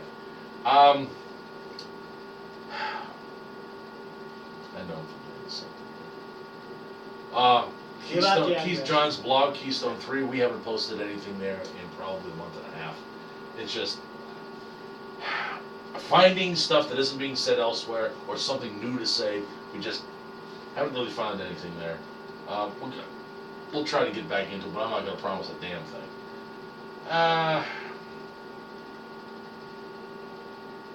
F it. I know I forgot something in that mess, but you get the idea. Gun shows. What do we got? Okay. We got Next weekend, Saturday and Sunday, obviously, at the Ashtabula County Fairgrounds at Jefferson, Ohio. It's not in Ashtabula anymore, even though it's still called the Ashtabula Gun Show. Sure, it's a great location. First time that we were there, that place kicked ass. And folks, if you don't have your shopping list filled out, what the fuck are you waiting for? Find a gun show in your area, get out there, get your stuff. It's going away. AKs are banned from importation now, Russian AKs. Yeah. There ain't gonna be any more. If that's what you wanted. Now you can find parts guns in a couple other places, but Russian AKs, Russian ammo. I don't know if that's been stopped or not. It hasn't been stopped as of yet, otherwise, unless, of course, it's probably been in the pipeline for a while. So that's probably why it's still there. But it has been banned by Russia from being shipped because they're needing it. Indeed. So anything that's in the pipeline will still come through. And I've noticed a little bit of a creep, not much, but a little bit of a creep in the price starting. That means that the supply is starting to dwindle. If you don't have it, go get it, because it ain't going to be there for long. I know we've said that about every time Barry has done something breathtakingly stupid, but fortunately you people out there have been able to slow him down. Because every time there's been a false flag event, you said, ha ha, we ain't buying it, and where they think it's going to be enough to get you to finally turn in your evil guns, you go out and buy a couple more. America, deal with it. Now, they got to eat. These weapons have got to eat. You need to get your ammo. If you don't have a weapon right now, you're a dumb motherfucker. You need spare parts if you're planning on putting it to use. And we'll talk about that aspect of it here at a later date. But this show here at Ashtabula, I was really hoping to come along with you on that one. But unfortunately, I gotta spend to find a place to live. Things. Well, when I was talking to Mark on Wednesday, he asked me where I was going to be at in the next few weeks, and I told him, got a phone call from a truck driver. Wanted to know if the fairgrounds had ample room for a semi to come in. Because he's going to be in that area. So, if he could make a trip from wherever he's at, you can make a trip. No doubt. Okay. Then the next one after that is the following weekend at Washington, PA. That's the one I never get to go to anymore. And that's down in the fairgrounds down in Washington. Washington, Pennsylvania, not D.C. Yeah, not district. I would love to see a gun show right in the heart of the district. Yeah, right down there at the Reflection Mall. A 2,000 table gun show on the mall in Washington, D.C. Yeah. Right between the Vietnam Veterans Memorial and the World War II Memorial. Somewhere in between there. What a pretty sight that would be. No doubt. Now we'll Sunday, put a food concession at the Jefferson Memorial. It's got a roof on it. On Saturday evening from 6 o'clock, they have a gun auction. They sent me a list. I didn't bring it. There's about 30 guns listed on the auction that they have. And if you have one that you've been trying to get rid of but been unhappy with the prices that have been offered, bring it in and see if you can do any better. Just remember, whenever auctions are always kind of iffy because you might get what you want, you might not get anything. So. And we have a new one. What did I do with it? Well, darn, I lost it. Warren, PA, but that's in October. Okay, when we get closer to the date, we'll start talking about that one. Hermitage, November the 15th. Okay. Okay. Oh yeah, and then the 21st and 22nd of September was Washington.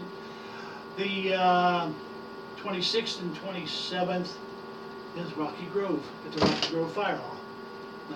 Nice, moderate-sized show. It used to be a good show for us. You weren't overly happy with them here for a while. Well, no, because they had empty tables and they wouldn't give me tables out in the front room. And right. They're still planning on going to that one? Yeah, because they got tables for me, but it's back in the truck room. As it usually is. Usually is. I think keep me posted on that. They probably got a lot of flack on that.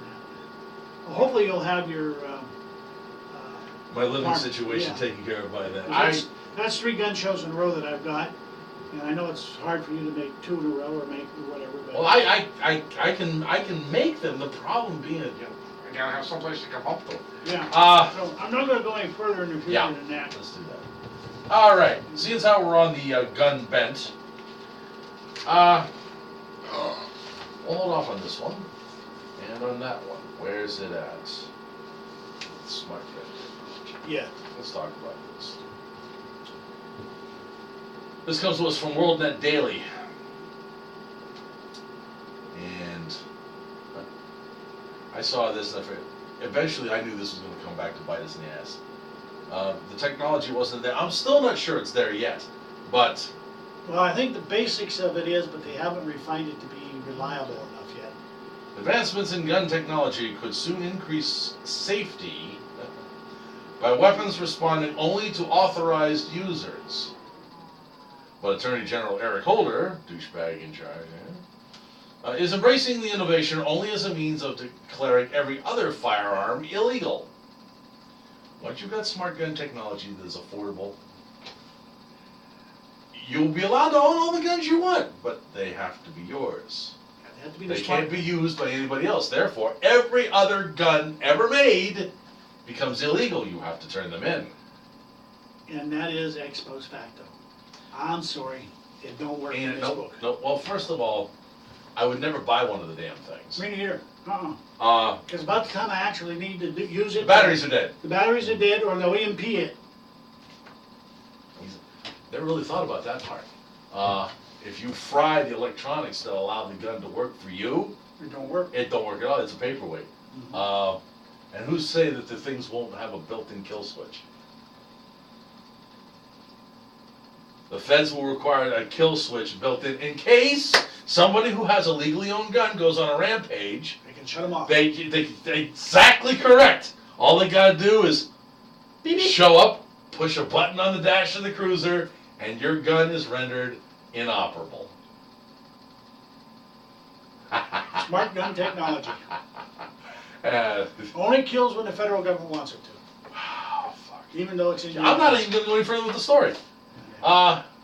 Well, that was the main thing. Pretty much. That's. There's a lot of other extraneous information in here. Guess what? We pretty much just covered it.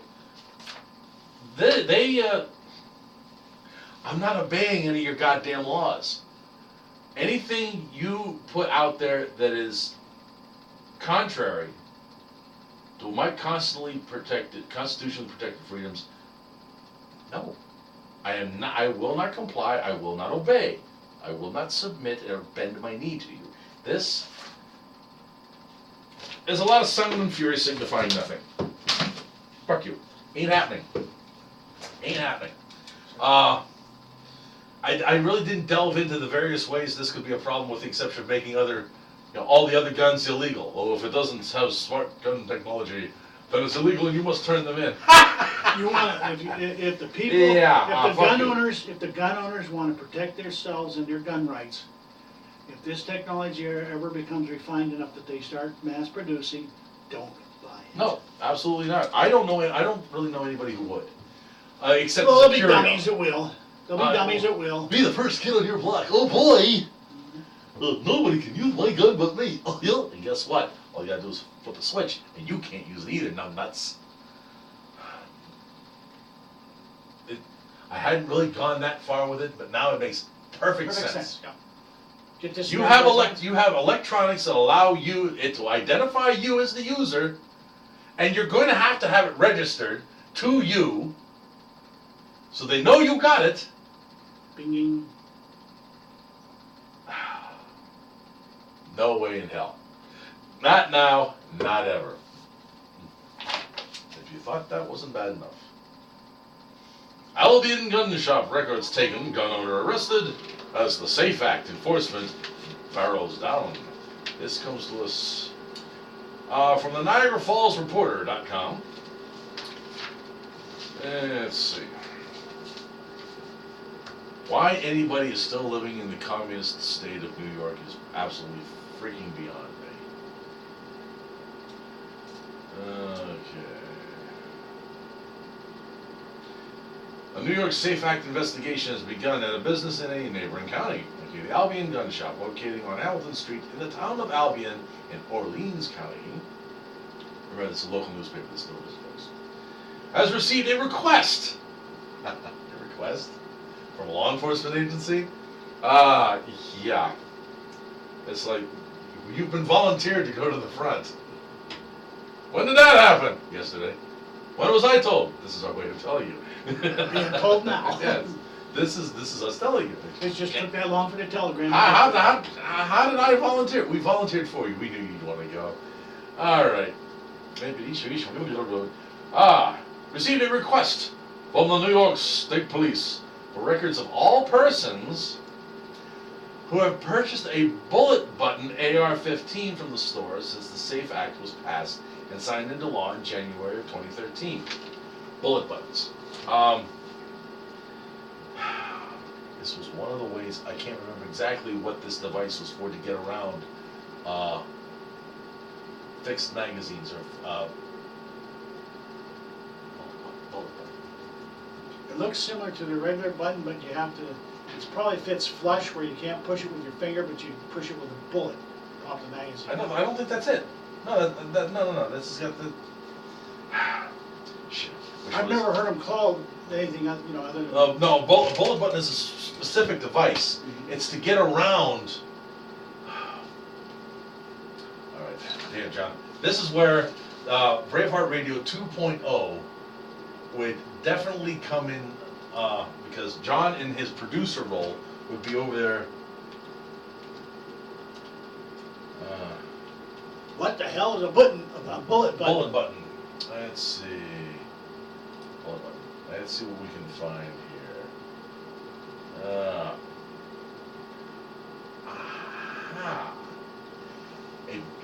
We're going to Wikipedia. I know. Shut up.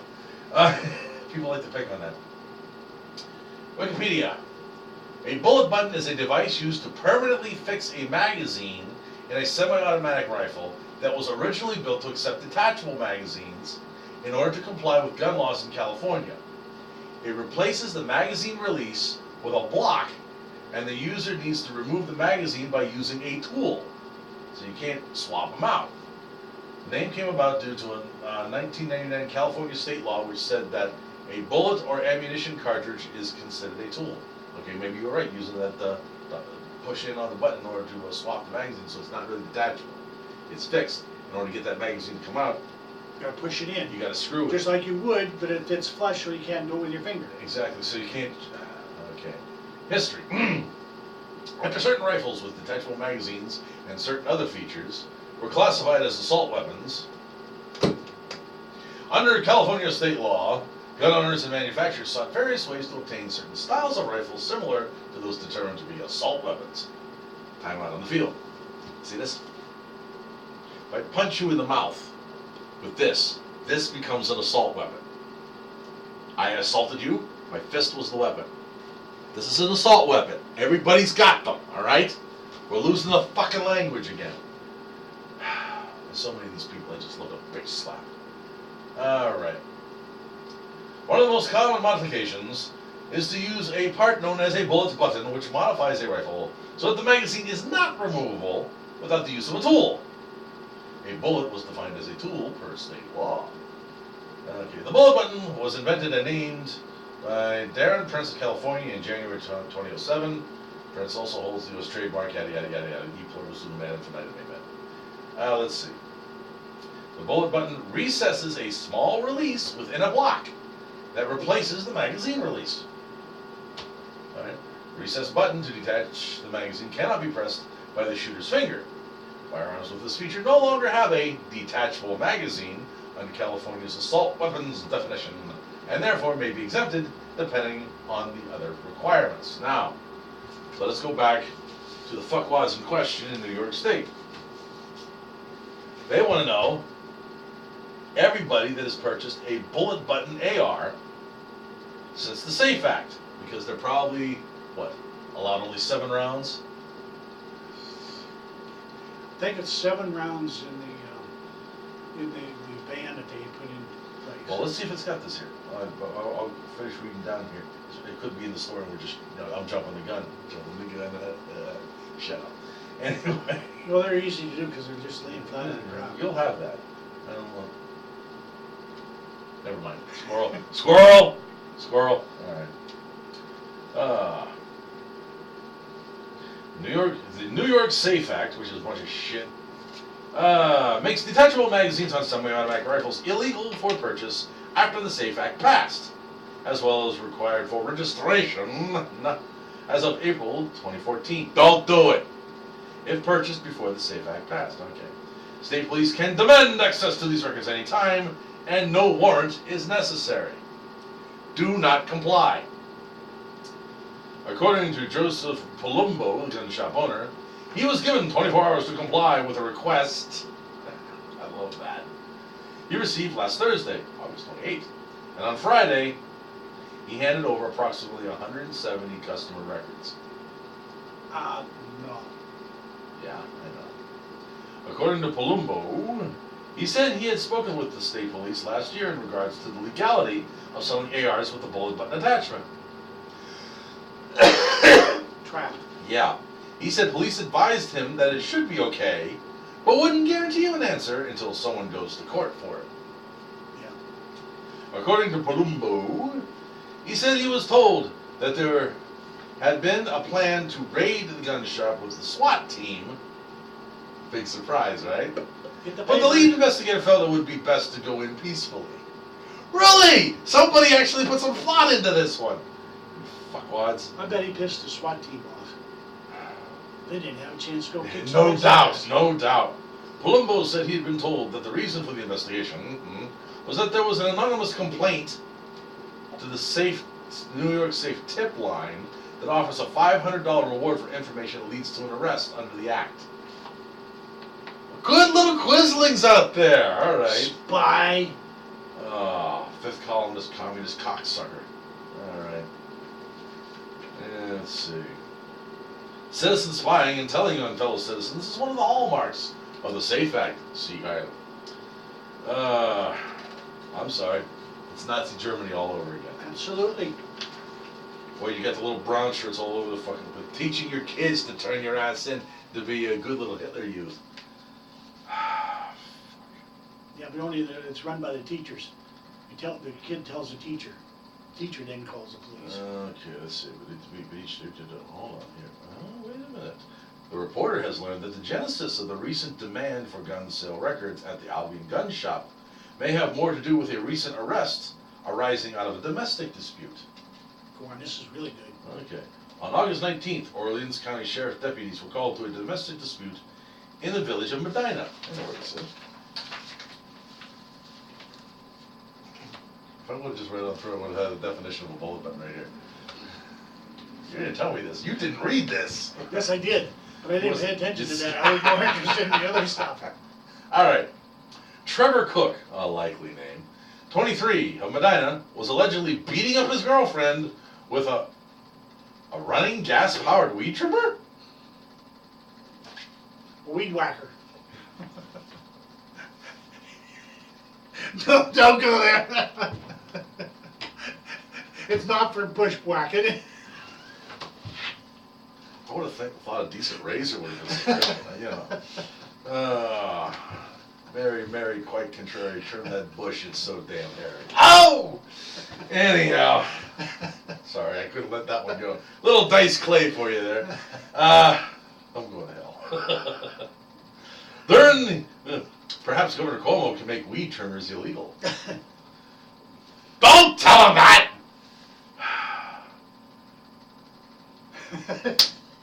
Man, several thoughts just came to mind. I got bad meat. All right. No! They won't go away, Daryl. No, They won't. I'm getting the same flashes. But they won't go away. Oh, It's just rude. It's just rude. I can't. Behave. There may be homeschoolers using this show again. Jesus. All right. Let's see. During the investigation into the weed trimmer dispute, the warring couple told police that another tenant on the property was in possession of a modified semi-automatic AR-15 rifle. Ah ha ha! So, to get themselves out of trouble, they decided to narc on a neighbor. Police shifted their attention, and within minutes, Brendan Morgan, another likely name, 22, was charged with criminal possession of a weapon in the 4th degree. Neither the rifle nor the defendant, Morgan, were involved in the dispute that brought police to the property. In other words, they had no fucking business going after this guy.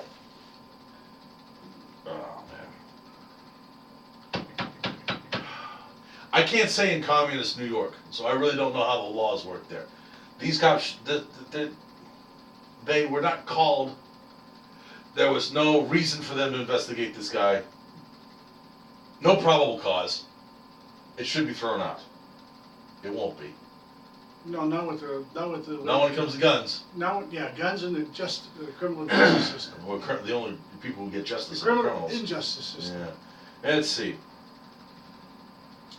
Morgan will appear in Shelbytown courts on Thursday, September 4th at 6 p.m. It's already gone past. I'd love to know what the hell's happening here. Morgan told the reporter that, when questioned by police, he admitted to purchasing the rifle from Albion Gun Shop last year with the bullet button installed. Supposedly legal. At least that's what everybody was believing at the time. The gun Morgan possessed was legal prior to final approval of the SAFE Act on January 15th, 2013. Ex post facto here.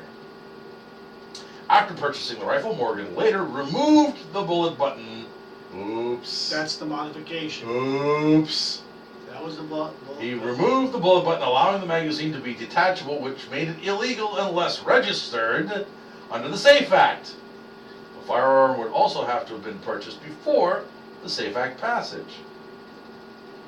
This would be a great case to take to a jury trial in Orleans County. Apparently, there's a lot of resistance in Orleans County. All right. There would not be a jury in that rural county that would convict a man for the possession of a rifle such as Morgan possessed. Things are not well. It is part and parcel of the constitutional heritage of the freedom-loving people there. Orleans County, get off my paper bug. I had to close that door. So I can get some insect invaders. Was the first and only county in New York State in which every municipality passed a resolution in opposition to the SAFE Act calling for its repeal. Hoorah! Hell yes! I'm liking that. If the jury were to acquit or hang itself, which they certainly would. Yeah, I can understand. If you're living in a communist state, I'd want to hang myself too. Let's see. No matter what the judge told them about having to convict under the law, Morgan could not be prosecuted for his victimless crime. I'm not even going to call it a crime. This could be the beacon leading the state out of the darkness of the SAFE Act. But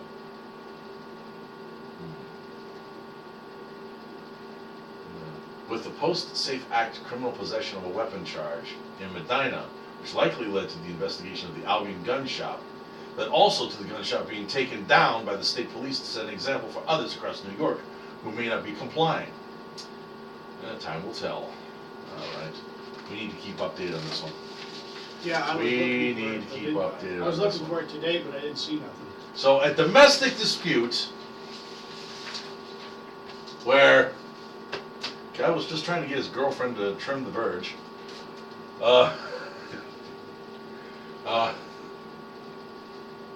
Starting to look like the Amazon jungle.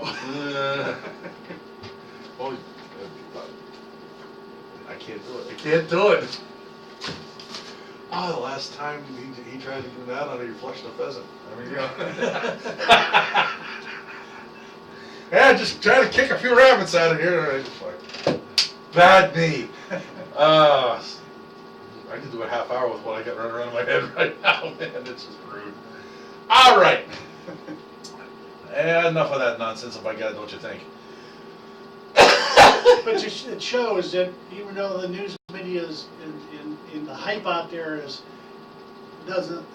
alluding to it, that there is resistance and it's building. I'm glad to see some of this coming out of New York State. Yeah. Believe it or not, we got to take a break.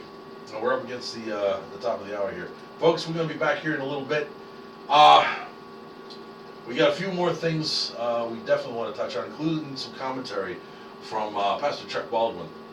We'll be back here in a little bit. You're listening to Pennsylvania American Patriot Radio, Braveheart, 88.7 FM. Be right back. Okay, give me a second here.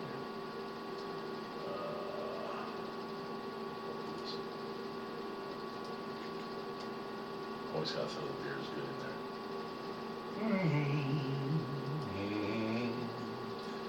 I don't think I'm going to bother talking about Joan Rivers tonight. Nah. Although I was very surprised to find out she was a Republican. She was a big supporter of the Reagans and Thatcher. I never would have known that. I would, you know. I don't follow their politics. I have no problem with mine. Well, I always like to see where, where usually it's the loony liberal left that are celebrities. Not all of Apparently them. not most, but I was really surprised to hear that about Joan. She was 81. Yeah, and there's a case for medical malpractice to what happened to her. Yep.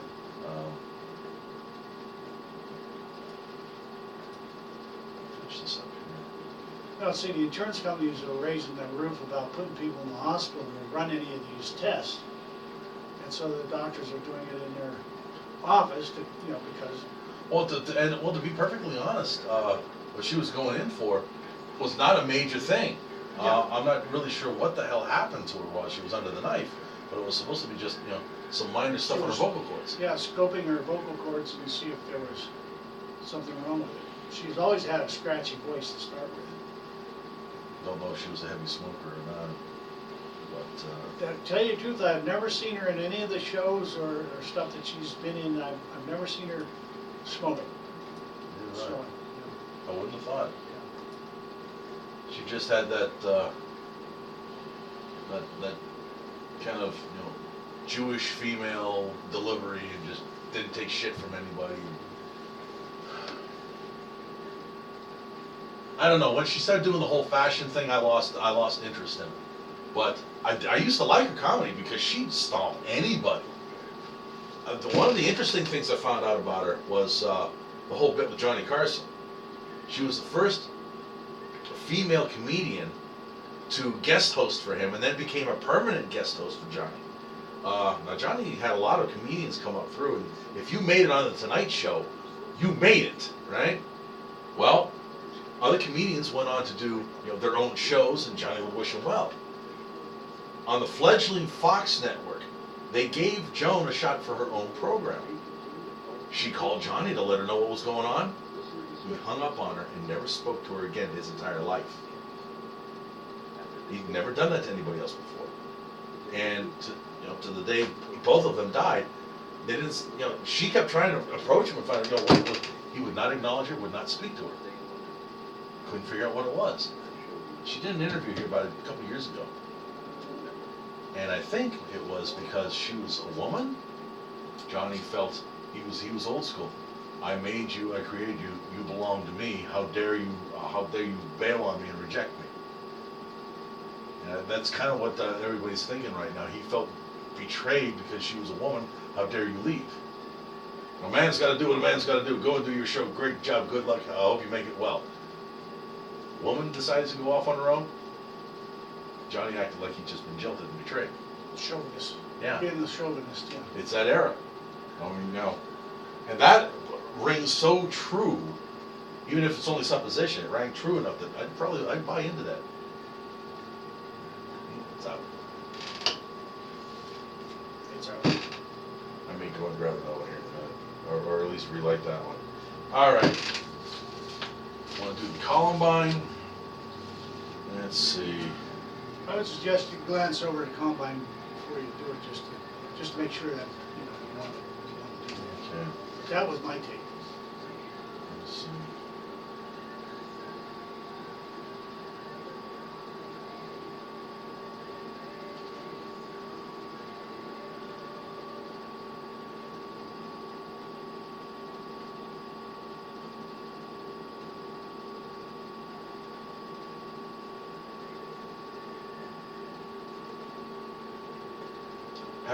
Have we vetted that he actually spoke this, or The parts, the upper parts did not come through for some reason or other, and I printed it twice. Actually, I printed it 3 times, and that upper thing did not come through. shit.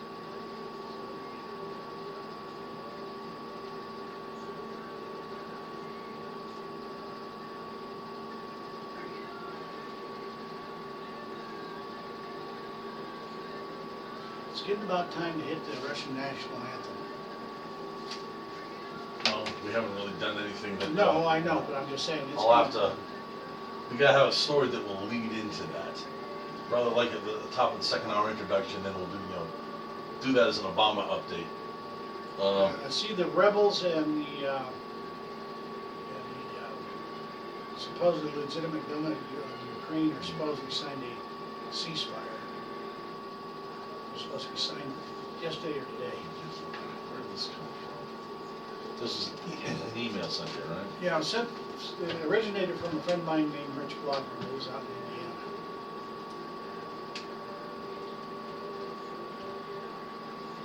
And it's got the guy's name in there, so I might be able to pinpoint.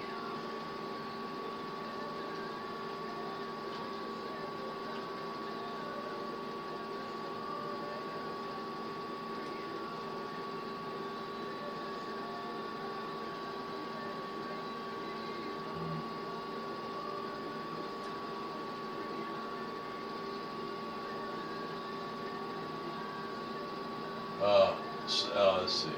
Darrell Scott's statement before a House Subcommittee on Crime: mixture of true and false information. I'll see what they. Okay.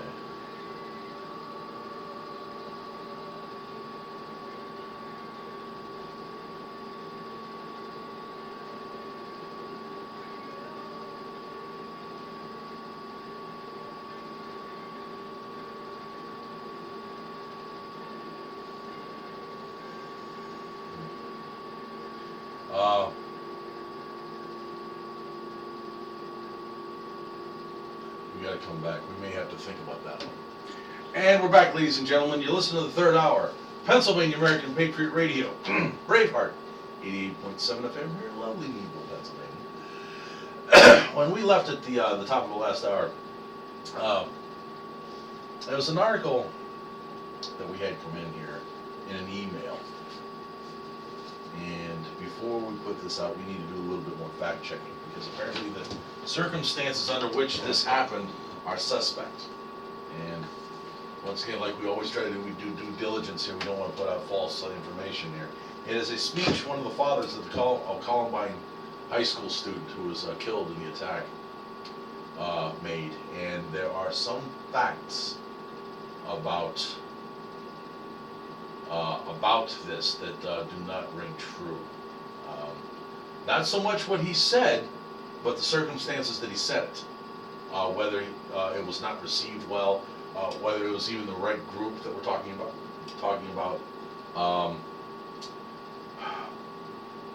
Let's see. Transcripts of the proceedings demonstrate Scott did make the statement attributed to him, but virtually everything framing his statement in that account is false. Mr. Scott wasn't speaking to national leaders present at a special session of Congress, people who were not prepared for what he was to say and did not receive it well. He was simply one of 8 people who presented statements to a small House subcommittee meeting in an office building. It wasn't, let's see, because this, yeah, they're talking about the, let's see.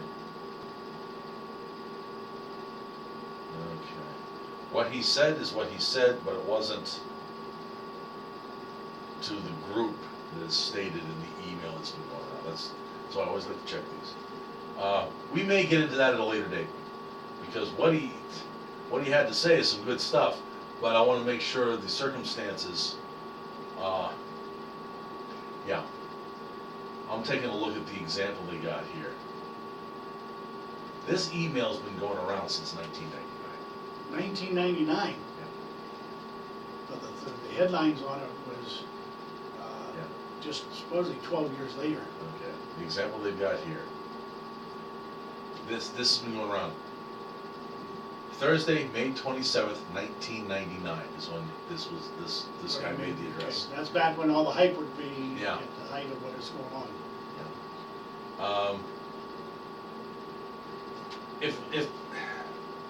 If the man said something that is worth repeating, you don't have to embellish it. Yeah, exactly. And that's the problem I've got right here.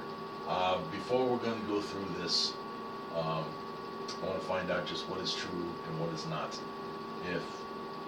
We need to find out who the original source was that wrote the article up. Yeah. Because you may agree with everything he said, but it's been embellished about who was being addressed, under what circumstances, whether or not the people who were listening to it were booing him or whatever for this, or were shocked and stunned. You don't have to do that. If it's worth talking about, it's worth talking about. Republish it or publish it on Yeah. its own merits. Yeah. Columbine student's father, it says here, Columbine student's father, 12 years later. No, he made the speech in '99. All right, it's a shame, but I really had to check on this one just to make sure, because we've gotten caught on that a couple of times, where we'll go with an email that's been making the rounds for years. All right. I usually, if the email I get isn't from somebody I know, I generally do not. Well, it could be from somebody you know who, his heart tells him this is something that needs to be done, he'll pass it along. Yeah. Let's see. Black gang brutally beats white couple. No surprise there.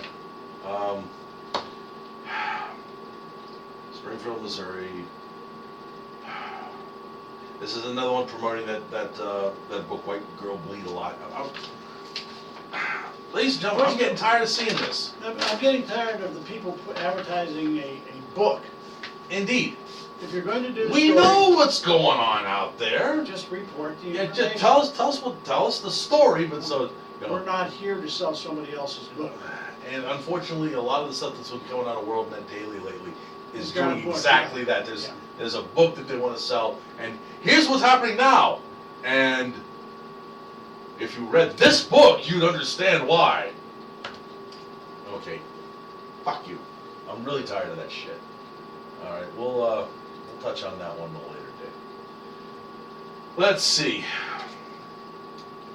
Before we move off of gun issues, we can talk about the ones that are going to come and enforce it.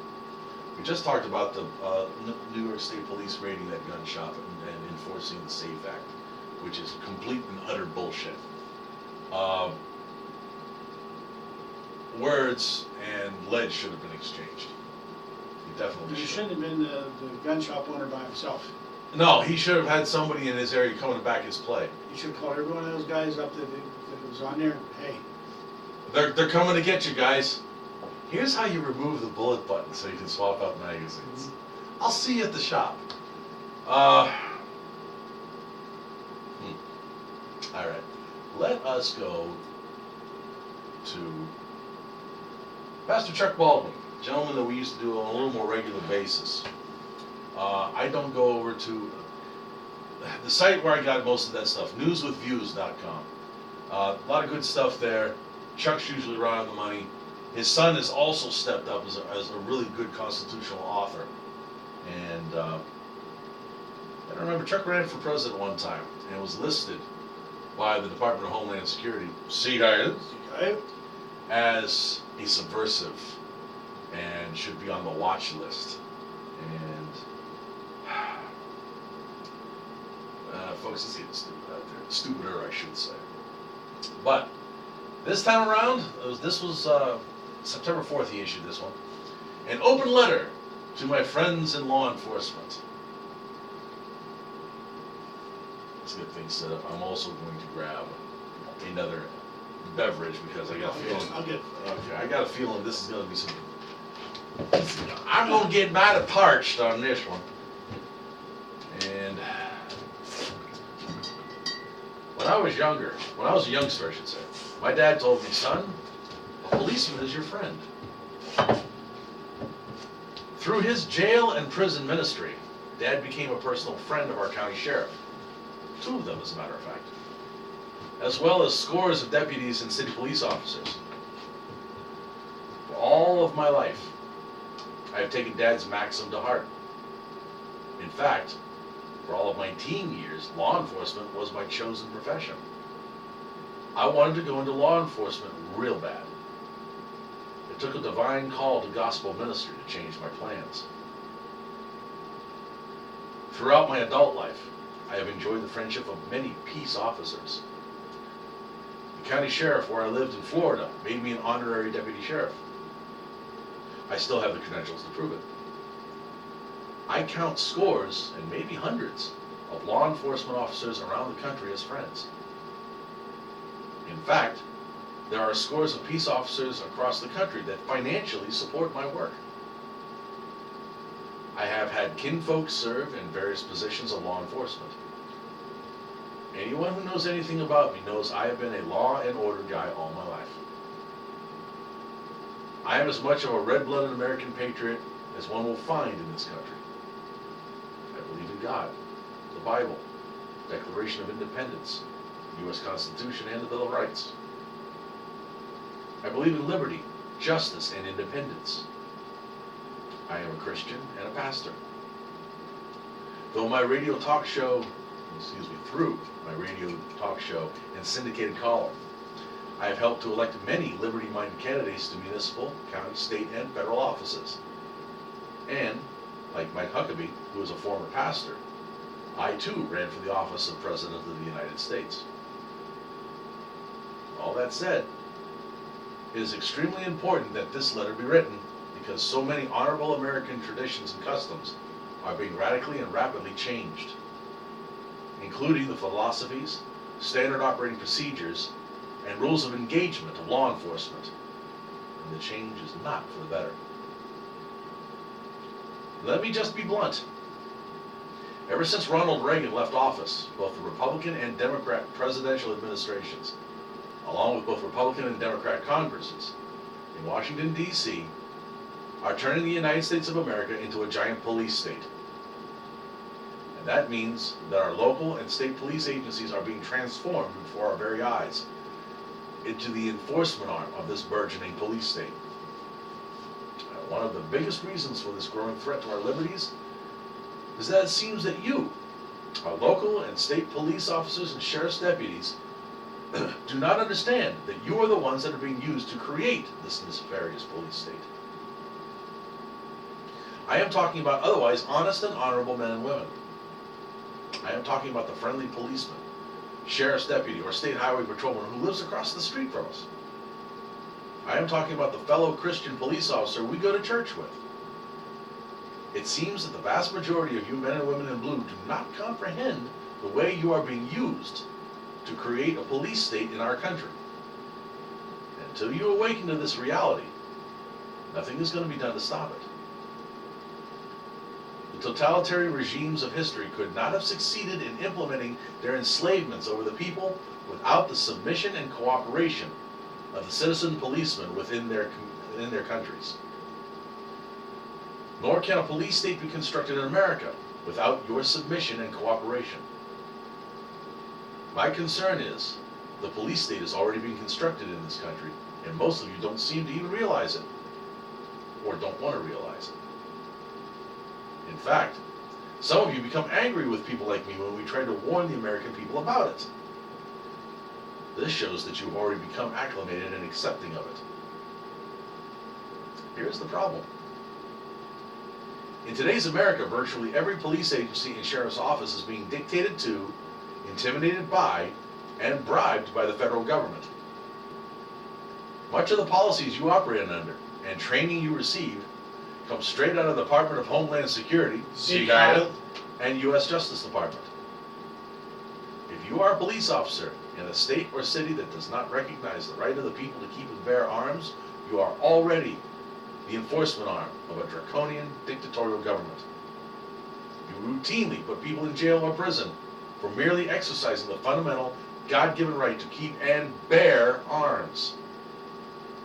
How can you live with yourself? The concern that you, our friends and neighbors in law enforcement, are being turned into agents of oppression is very justified. The warning signs are ubiquitous. I was told by a Marine Corps officer who was there that last year Marines at 29 Palms, California, were asked in a survey if they were ordered to turn their weapons on the American citizenry for the purpose of gun confiscation, would they comply with the order? 66% of them said yes, they would. 2/3. When the same question was asked of Marines at 29 Palms back in the 90s, 26% of the Marines said yes. This is a very disturbing trend. How many of you men and women of law enforcement will respond similarly? Again, in states such as California, Massachusetts, and Connecticut, and in cities such as New York and Chicago, this is already standard operating procedure. People are routinely arrested for merely possessing a firearm, with no harm being inflicted or even threatened. Plus, all it takes is for some kind of riot or national emergency, and the rest of the Bill of Rights go immediately out the window. Look at Boston after the Marathon bombing. The city was turned instantly into a Nazi-style police state. People's homes were invaded without warrant. People were manhandled. Police dogs were turned loose on people without cause. Guns by the hundreds were pointed at the people of Boston by police. No occupying military force in the world was any more efficient at locking down a large city as were the police agencies of the city of Boston and the state of Massachusetts. Look what happened in Ferguson, Missouri. Regardless of whether the shooting of the young man was justified or not, along with everyone else, I'm waiting for a proper and thorough investigation to provide an honest answer. The way the police reacted to what was at first lawful protests was unconscionable. Policemen training their firearms on innocent American citizens, including journalists, and threatening to blow their brains out is not acceptable behavior in a free society. Police agencies using military vehicles and military attack aircraft against American citizens is not acceptable behavior in a free society. Police state tactics only serve to exacerbate and inflame the situation in Ferguson, not alleviate it. I lived on the Gulf Coast when Hurricane Katrina devastated New Orleans. Police officers went door to door, confiscating the firearms of law-abiding innocent citizens in the aftermath of that storm. This was done while lawless gangs were allowed to freely roam the streets of the city, inflicting merciless atrocities on the vulnerable residents. And the state of Louisiana is one of our more gun-friendly states. Look at what happens more and more frequently at routine traffic stops. My mother-in-law, who was in her 80s, was recently pulled over for a routine traffic stop here in Montana. She must have been pulled over for driving too slow. Two officers came out of the police car, and one of them was actually pointing his pistol at her head. Her vehicle was not suspected of having been part of a felony. They ran her plates. They knew who she was. To point a gun at a harmless, innocent senior citizen who is suspected of no violent crime is the mark of a burgeoning police state. Policemen training their weapons on the public has become almost routine nowadays. Even many minor incidents will often result in a SWAT team being deployed. In fact, Eastern Kentucky University professor Peter Kraska documents research showing there has been more than a 1,400% increase in the total number of police paramilitary deployments, or call-outs, between 1980 and 2000. Today, an estimated 45,000 SWAT team deployments are conducted yearly among those departments surveyed. In the early 80s, there was an average of about 3,000. Has violent crime increased 1,400% during that time? Not at all. In fact, for the last several years, violent crime has been decreasing to the point that currently it is at record lows. So, how can the need for SWAT teams increase by 1,400%? It is the result of Washington, D.C. deliberately militarizing our police agencies. Give them military equipment, weapons, and training, and they will start acting like soldiers, not policemen. It all begins with philosophy. The philosophy being drilled into police officers today is that of an us versus them mentality. In the eyes of a police state, we are not citizens to be protected. We are enemy targets who are guilty until proven innocent. Plus, the phrase that we hear constantly repeated today by law enforcement personnel and spokesmen is the safety of the officer. To hell with this safety, what about mine? And this is where he gets, this is one of my pet peeves, and he hits it right out of the park. Wait a minute. The sworn duty of a police officer is to obey the Constitution, including the Bill of Rights, which is designed to protect the rights, liberties, and safety of the American people. The role of the police officer is to protect the safety of the public. Any man or woman who volunteers to put on a badge should be consciously willing to put his or her life on the line to protect the public. That's what the job is all about. And no one forces them to take this risk. They take it of their own volition. Of course you men and women of law enforcement want to go home at the end of your shift. But so do the people of your community.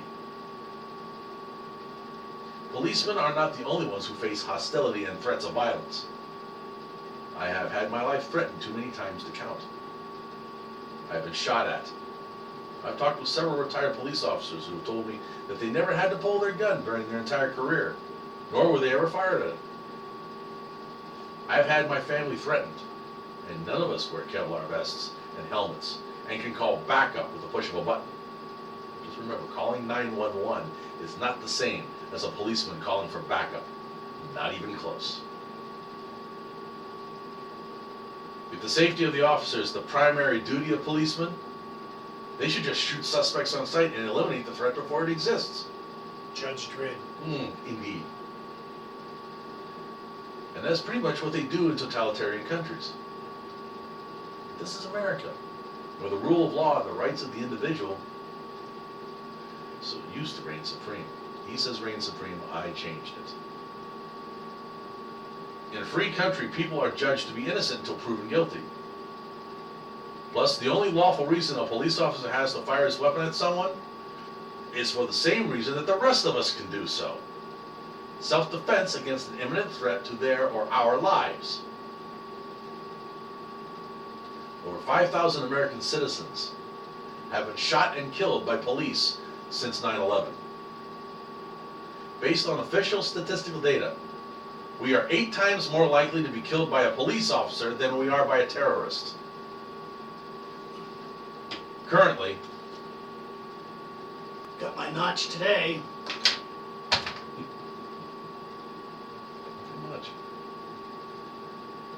Currently, somewhere between 500 to 1,000 Americans are killed each year by policemen. By comparison, during 2012, 120 officers were killed in the line of duty.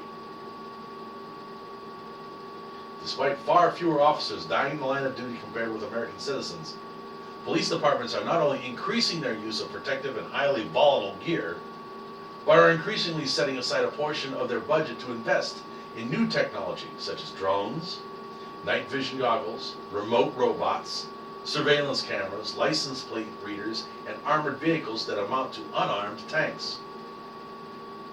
Each one of those supposedly unarmed tanks has a pencil mount for 50. All you gotta do is get one.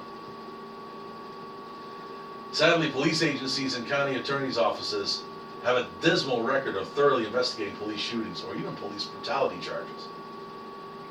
Mostly, the word of the officer is accepted almost without question. Plus, it is common knowledge that many officers carry throw-down weapons to alleviate incrimination. We've known this since the 70s. Furthermore, police officers are seldom willing to testify against a fellow officer, even when they know the officer has committed a crime. The thin blue line. It is past time that independent citizen review boards with full investigative capability and with the authority to begin disciplinary measures are required for all police shootings. I further recommend that every citizen install surveillance cameras inside their vehicles. Any government that thinks it needs to closely monitor our every move should be closely monitored by us. A recent example of excessive use of force and the police state mentality was prominently displayed in the Boynton Beach, Florida, excuse me. I'm used to California being the boogie boy.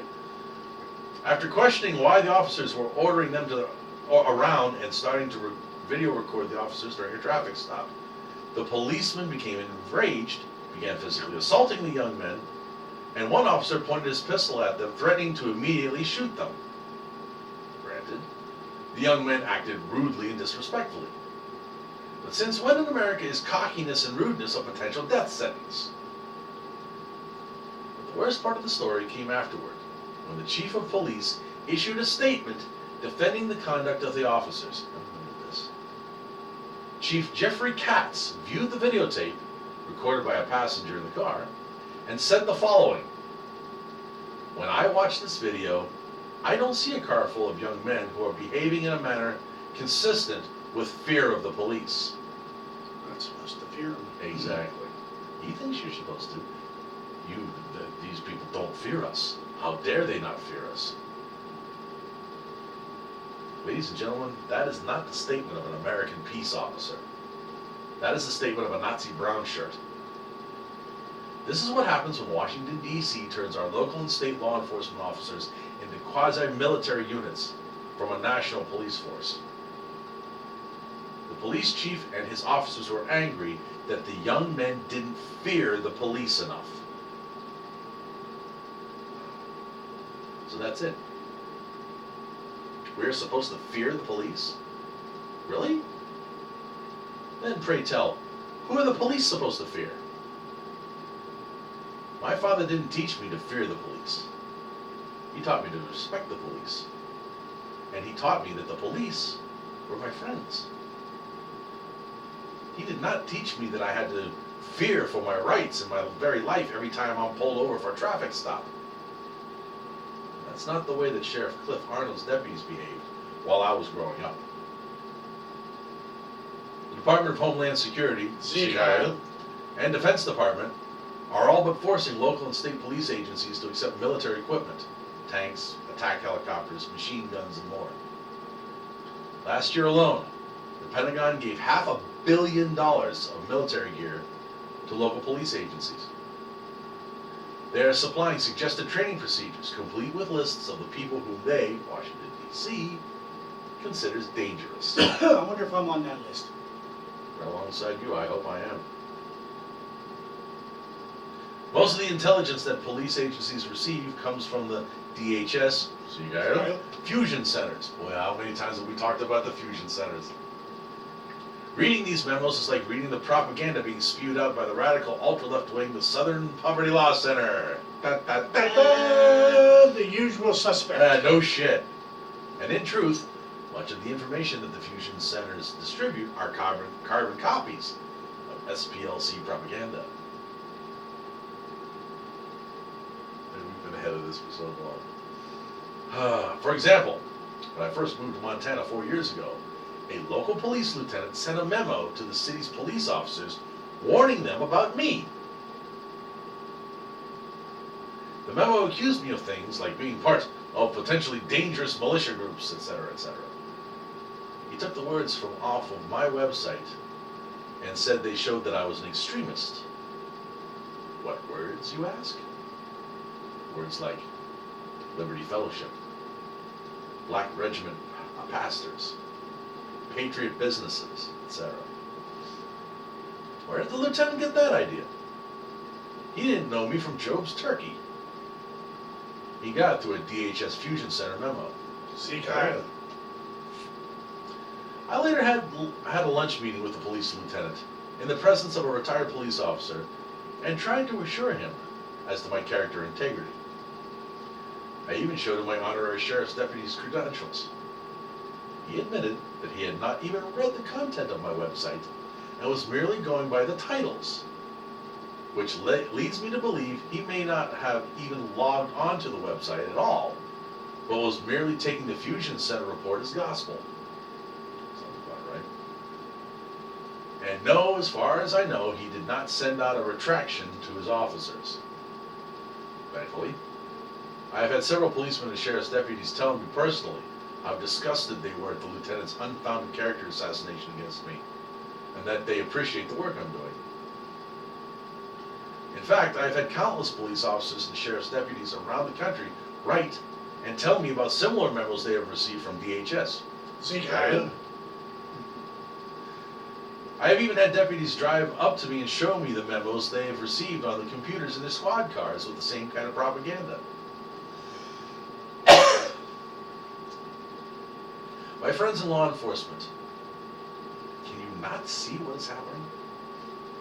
Can you not see that you are being brainwashed into a police state mentality where constitutional rights are seldom considered, especially in emergencies? All the feds must do is create some sort of national or local emergency, and presto, you become instruments of a police state. Do you not see the trend?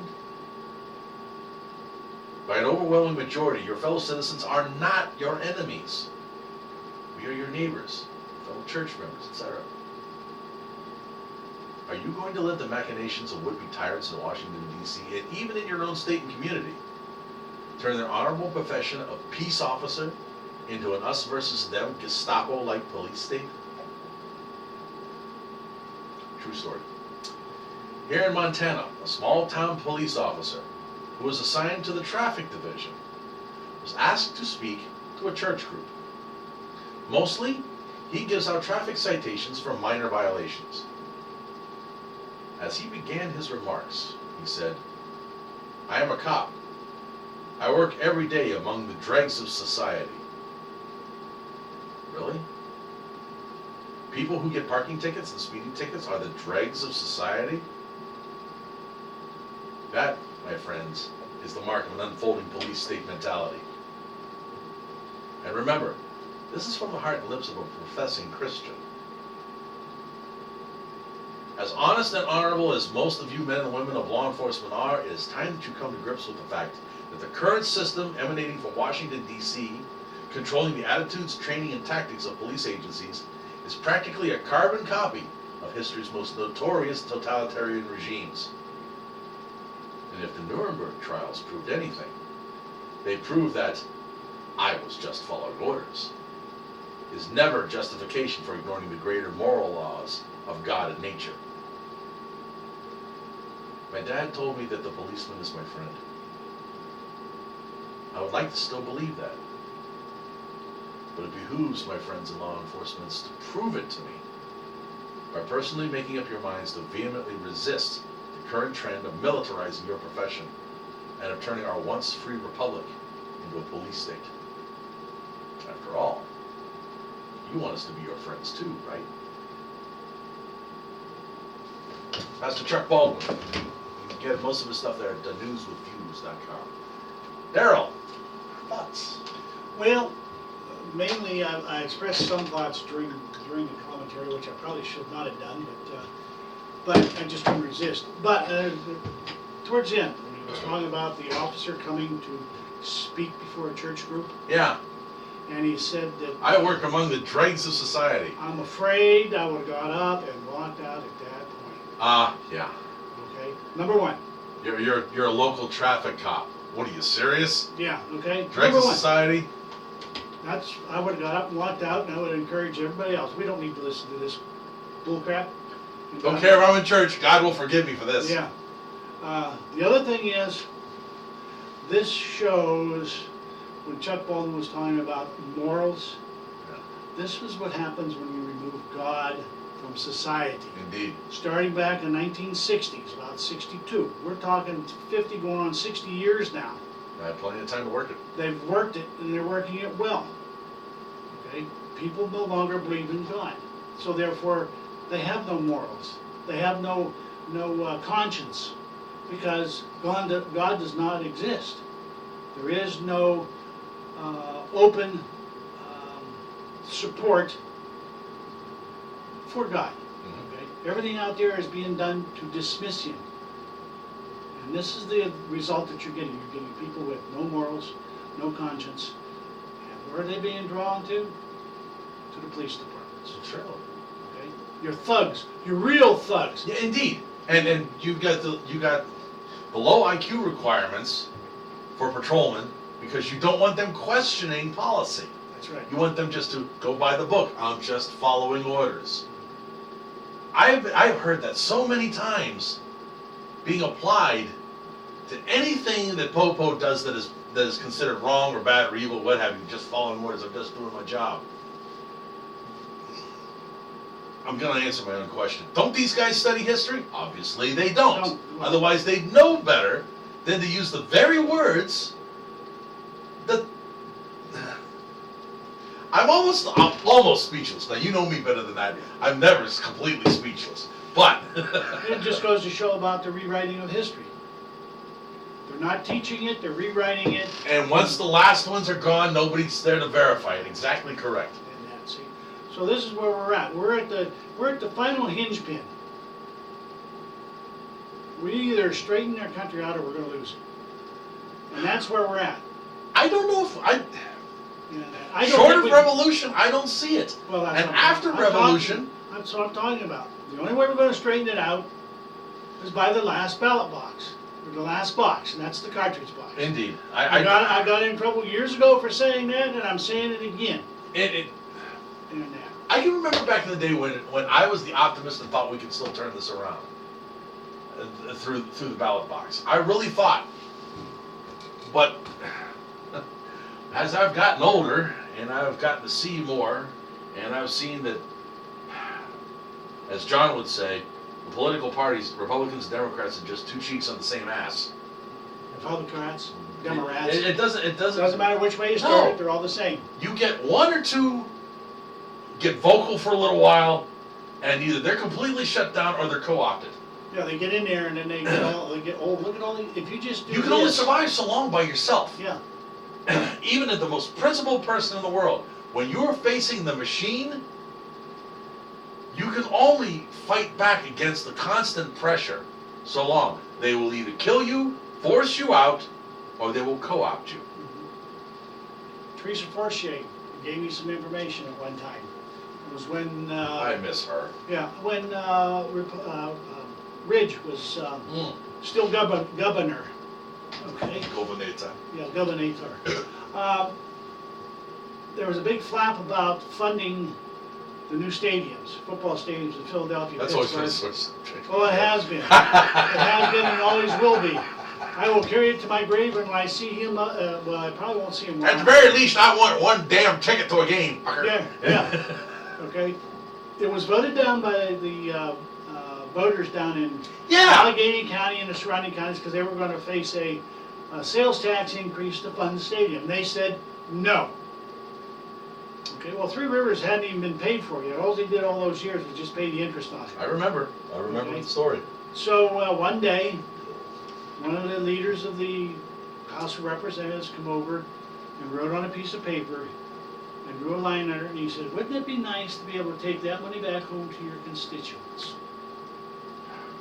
Trying to buy her vote. It was shortly after that that she was Yeah. voted out of office. And that is just pure, That's Politics. that's the way the game is played, unfortunately. The only way anymore that you can influence through your vote is on a local level.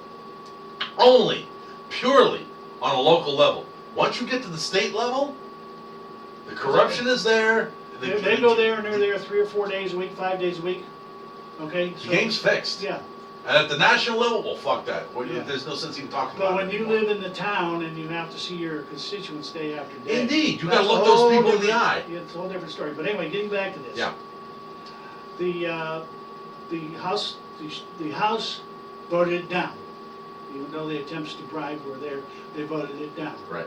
So Tom Ridge, using the executive order and raiding the rainy day fund, pulled out $1 billion to build stadiums in Philadelphia and Pittsburgh. The Berg. Both new baseball stadium and football stadiums in both cities.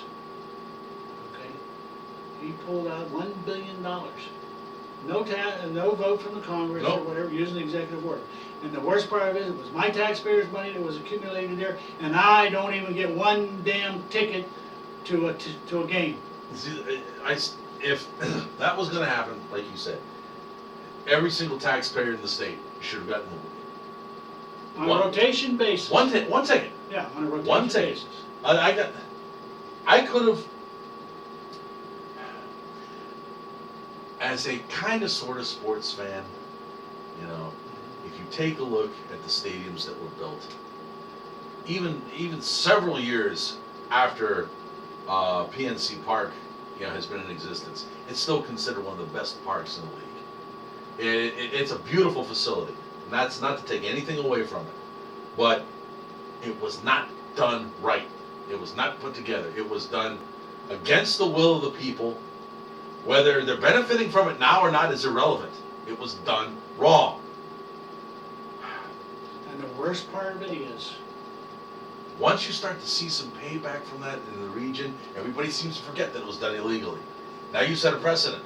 but here's the real catch-all behind that. Yeah. The authorities that were set up for that do not have or did not have to pay that money back to the state, because they were relying on the state would gain the revenue from the jobs that would be created. Indeed. And the sales of the merchandise for sales tax that would be created, or That's always the theory that they like to use. We're improving the economy of the area by building these.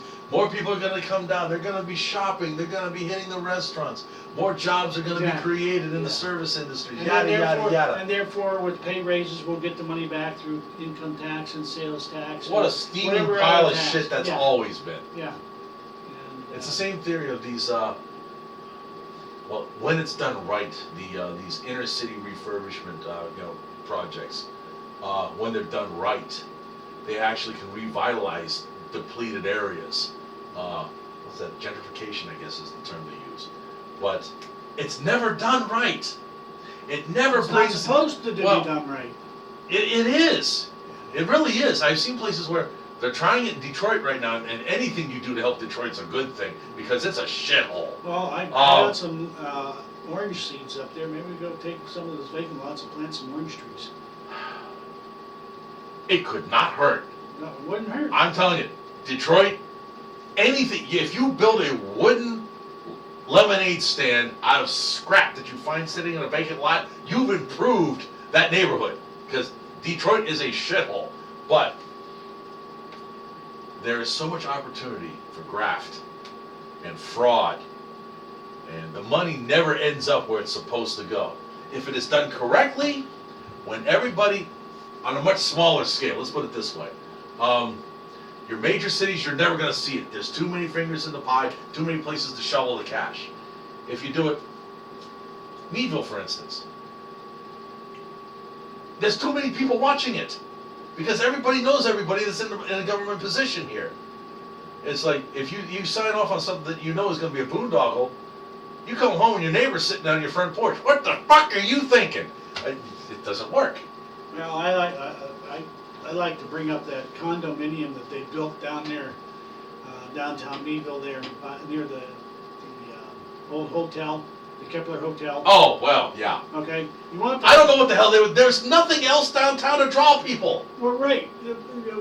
What you needed to do was revitalize the business to draw people in there, and then you would have a reason for that parking lot or parking building, which That is parking hardly- garage turned hardly into ever private used. spaces. Yeah. Okay, And now then all the spaces inside the parking garage are now rented Reserved. out to people. Yeah. So now you've got the same problem you had before. You've got no place for people to park to take care of the businesses downtown. And then they build It's bullshit. that condominium there. How many apartments in that condominium? I don't know. I'm not going there. I'm not ready It to cost them like, I don't know, I think it cost them something like $14 million to build it. And they were selling them, the condos, for $160,000 at the time. a condominium in the heart of beautiful downtown Meadville, With a brand where new there ain't a parking garage. motherfucking thing to see. Except the brand new parking garage. Exactly. What you got a beautiful view of a concrete slab parking garage. And in the back. Kick ass. The back has got the black asphalt parking space. Okay, which now they're supposedly gonna build some I mean, more in there. I understand wanting to do But it something took them downtown. years, it took them 10 years to sell those apartments out. Because there's no reason to go there. Yeah, who wants to There's go nothing there? down there. There's. Before they built that thing, they should have done something about revitalizing the businesses in downtown. Put in some interesting shops, or I will admit, there's plenty of nice restaurants downtown. I've never been to any of them. Well, I agree with you, I've been to a few down there, but. You know why I haven't been there? There's no place to park! Exactly. If you don't park in the mall and walk from the mall up to the place, there's no place to park unless you cruise the neighborhood for an hour and happen to catch somebody pulling out so you can skirt right in. Sure. Okay. But they got some beautiful places. But how many eateries can support an economy? Indeed. When you have no industry in the area to pay the wages, to allow people to go and eat out every night. I realize, you know, nobody cooks anymore, but still, I'm going to eat at your restaurant. On your day off, come over and eat at my restaurant. Well, that's so I can get my money back. That's the way it works. The waitress at this restaurant goes to somebody else's, and they go to somebody else, and the restaurants are kept going by the people that work.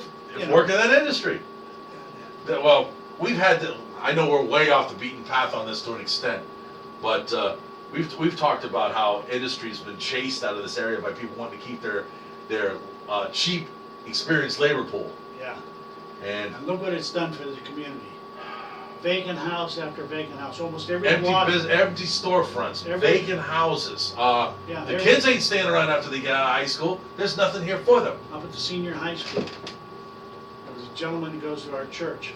Went up there just this year for a tour of the senior high school. The Tajma High School. Yeah. Okay. The high school side is only used at about 40 or 50, maybe 60% of capacity. Really? The rest of it's empty. Wow. And yet they build all those. I had no idea. Yeah. See, I have not seen that since they did it, since they built it. I probably wouldn't recognize anything from my days. Well, when I went to school, we graduated 400 and some kids out of our class. And that was one class in the senior high school. Sure. So we had 3 classes, roughly speaking, all the same size. We had 12 to 1,300 kids going to school up there. Yeah. Now the senior class is generally around 2.5. Our marching band used to be that big. Yeah, exactly. And then you want to know, and then our football team used to be one of the hardest ones to beat. Oh, Meadville There ain't nobody there. Back in my day, I graduated in '81, and the Bulldogs, the football team was a force to be reckoned with. The basketball team went to states constantly. The marching band there was a couple hundred. Mm-hmm. That might be a slight exaggeration, but not by much. We kicked ass everywhere at all events. Now, that's because we had the body power to draw from. Yeah, there ain't nothing there anymore. There's and yet the death of a town. And yet, to show you how corrupt the situation has gotten, the last few years, the school district decided to remodel some schools to bring them up to specifications. They spent $7 million on one school. I heard something about that. And they turned around and closed it a year later. Yeah. Okay. Yeah. Now the taxpayers are being faced with the tax increase for 2 reasons. One, the teachers want more pay, and 2, the district has to pay the state back some of that money because it was not used in the proper way. They did not maintain or live up to their agreement in which they were going to use the school afterwards. Right. Okay, and that's the Neeson Hill School, not Neeson Hill, but the East End School. I remember it well. It just. And all right, we got about 4 minutes. Oh, well, Pastor Paul brought up some good stuff. Yeah, it just. I know we got off on a little bit of a tangent there. As happens here all the time. We'll get the scent of something in the tree line, go chasing it down. Take a look at Emily's been commenting here a little bit, and she says that here about an hour ago. I think your idea that a 2-man show stays more on track seems to be correct. When there's 3 of us here, it's all everybody trying to get a gotcha moment. And there's still stupidity back and forth because you and I have been doing that forever. There's got to be some stupidity. We can't change that. I wouldn't dream of it. Wouldn't know how. I don't have the education to change that. It takes a doctorate degree. You're using them big school words again. Yeah. That's how that new 50-cent dictionary I bought from Webster. Oh no shit! You got one of them? Wow. How long did you have to save it's up about for that that? thick, man. Oh God. How long did you? All right. So much for your theory, Emily. Anyway, the dumb shit has to sneak in somehow. Yeah. Or else it's just we don't have 3 people contributing. Yeah. Now, again, Because we got a few things we have yet to do on the tech side. Braveheart Radio 2.0 will be making its debut a little bit later than we thought. However, like I said, Patriot John Weber, is going to be pushing himself over into the producer's chair. He's going to be off camera, over in the corner, basically running the damn show. There's been a couple of times tonight where I went to look up stuff, And there's some dead air there, there's a little bit of messing around. John will be able to type up whatever we need. We're still working on some tech issues. For instance, I've got to have the screen in front of me if he's going to pull up a story. I have to be able to use the mouse to scroll through it in order to be able to read it. We're still trying to figure out how to make two mice work on one computer. There may be a way to do it. We haven't quite worked out all the details, or whether I'm still going to need a computer sitting here. We got all those people out there that are computer savvy that might be able to help us out how to do it. I mean, after all, we've gotten other contributions. Folks, any ideas you've got? Like I said, we're trying to.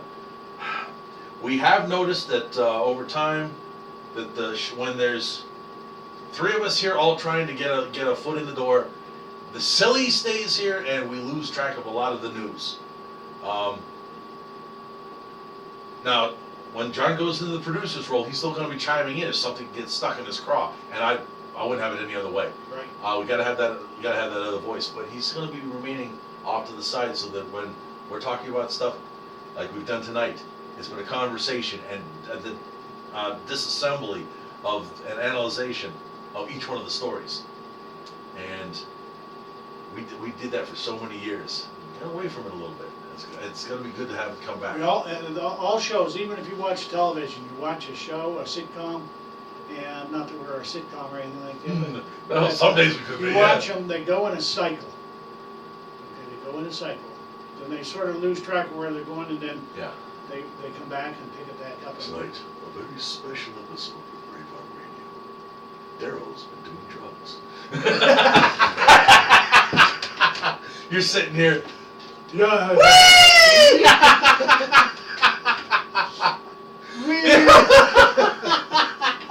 And John and I are staging an intervention. Daryl. Well, I brought something for you. Tune in next week.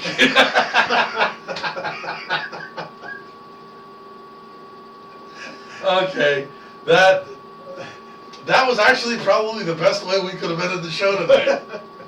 Oh, crap. Lord, I apologize, and be with the starving pygmies in New Guinea. Amen.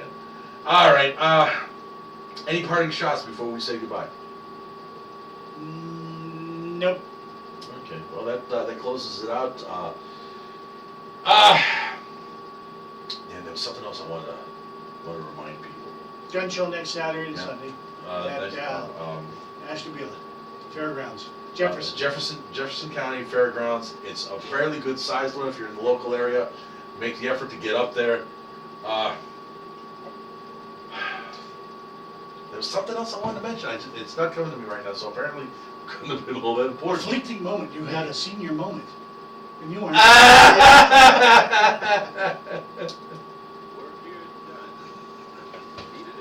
What? I don't want to ever see your moment. Wherever innocent women and children are afraid to walk the streets, wherever a man cannot live in civil dignity, wherever a people cry out justice. So until we see you next time, God bless the Republic. Death to the New World Order. We shall prevail, ladies and We're gentlemen. on the march. They're on the run. And don't forget to hug your rifle. We'll see you next time. The after show has commenced. Ain't gonna be long. No. Mother's probably going to be in bed. She was feeling kind of tired.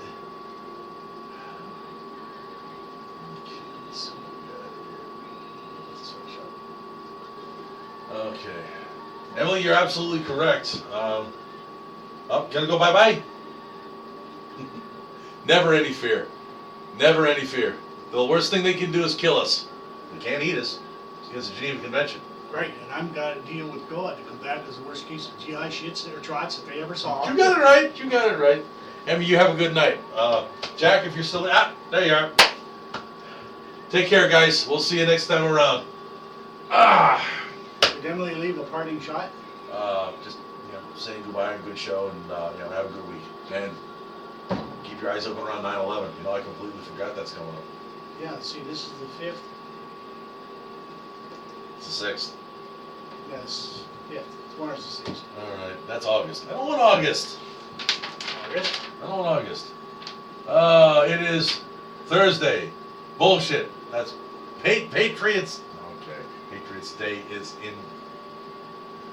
I really hate that they've done this. April Yeah. 19th. Yep. I just hate that they did this. Independence Day is on the 16th of September. Oh, wait a minute.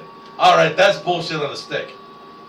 September 15th, Declaration of Independence from Mexico. Oh. That's what they've got That's listed. crock of bullshit. That's what they got listed here. I don't care about. That's for the Mexicans that live in Mexico. Fuck you and I.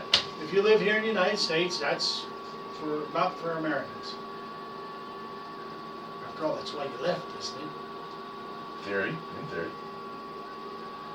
All right, let's get through this here. That way I don't belch food this up. I'm loading up 500 rounds of 62 grain 5.56 for Daryl's tactical rifle. Excellent. Yes, a second. Kill that. All right. We were shooting at a golf ball at 100 yards with it.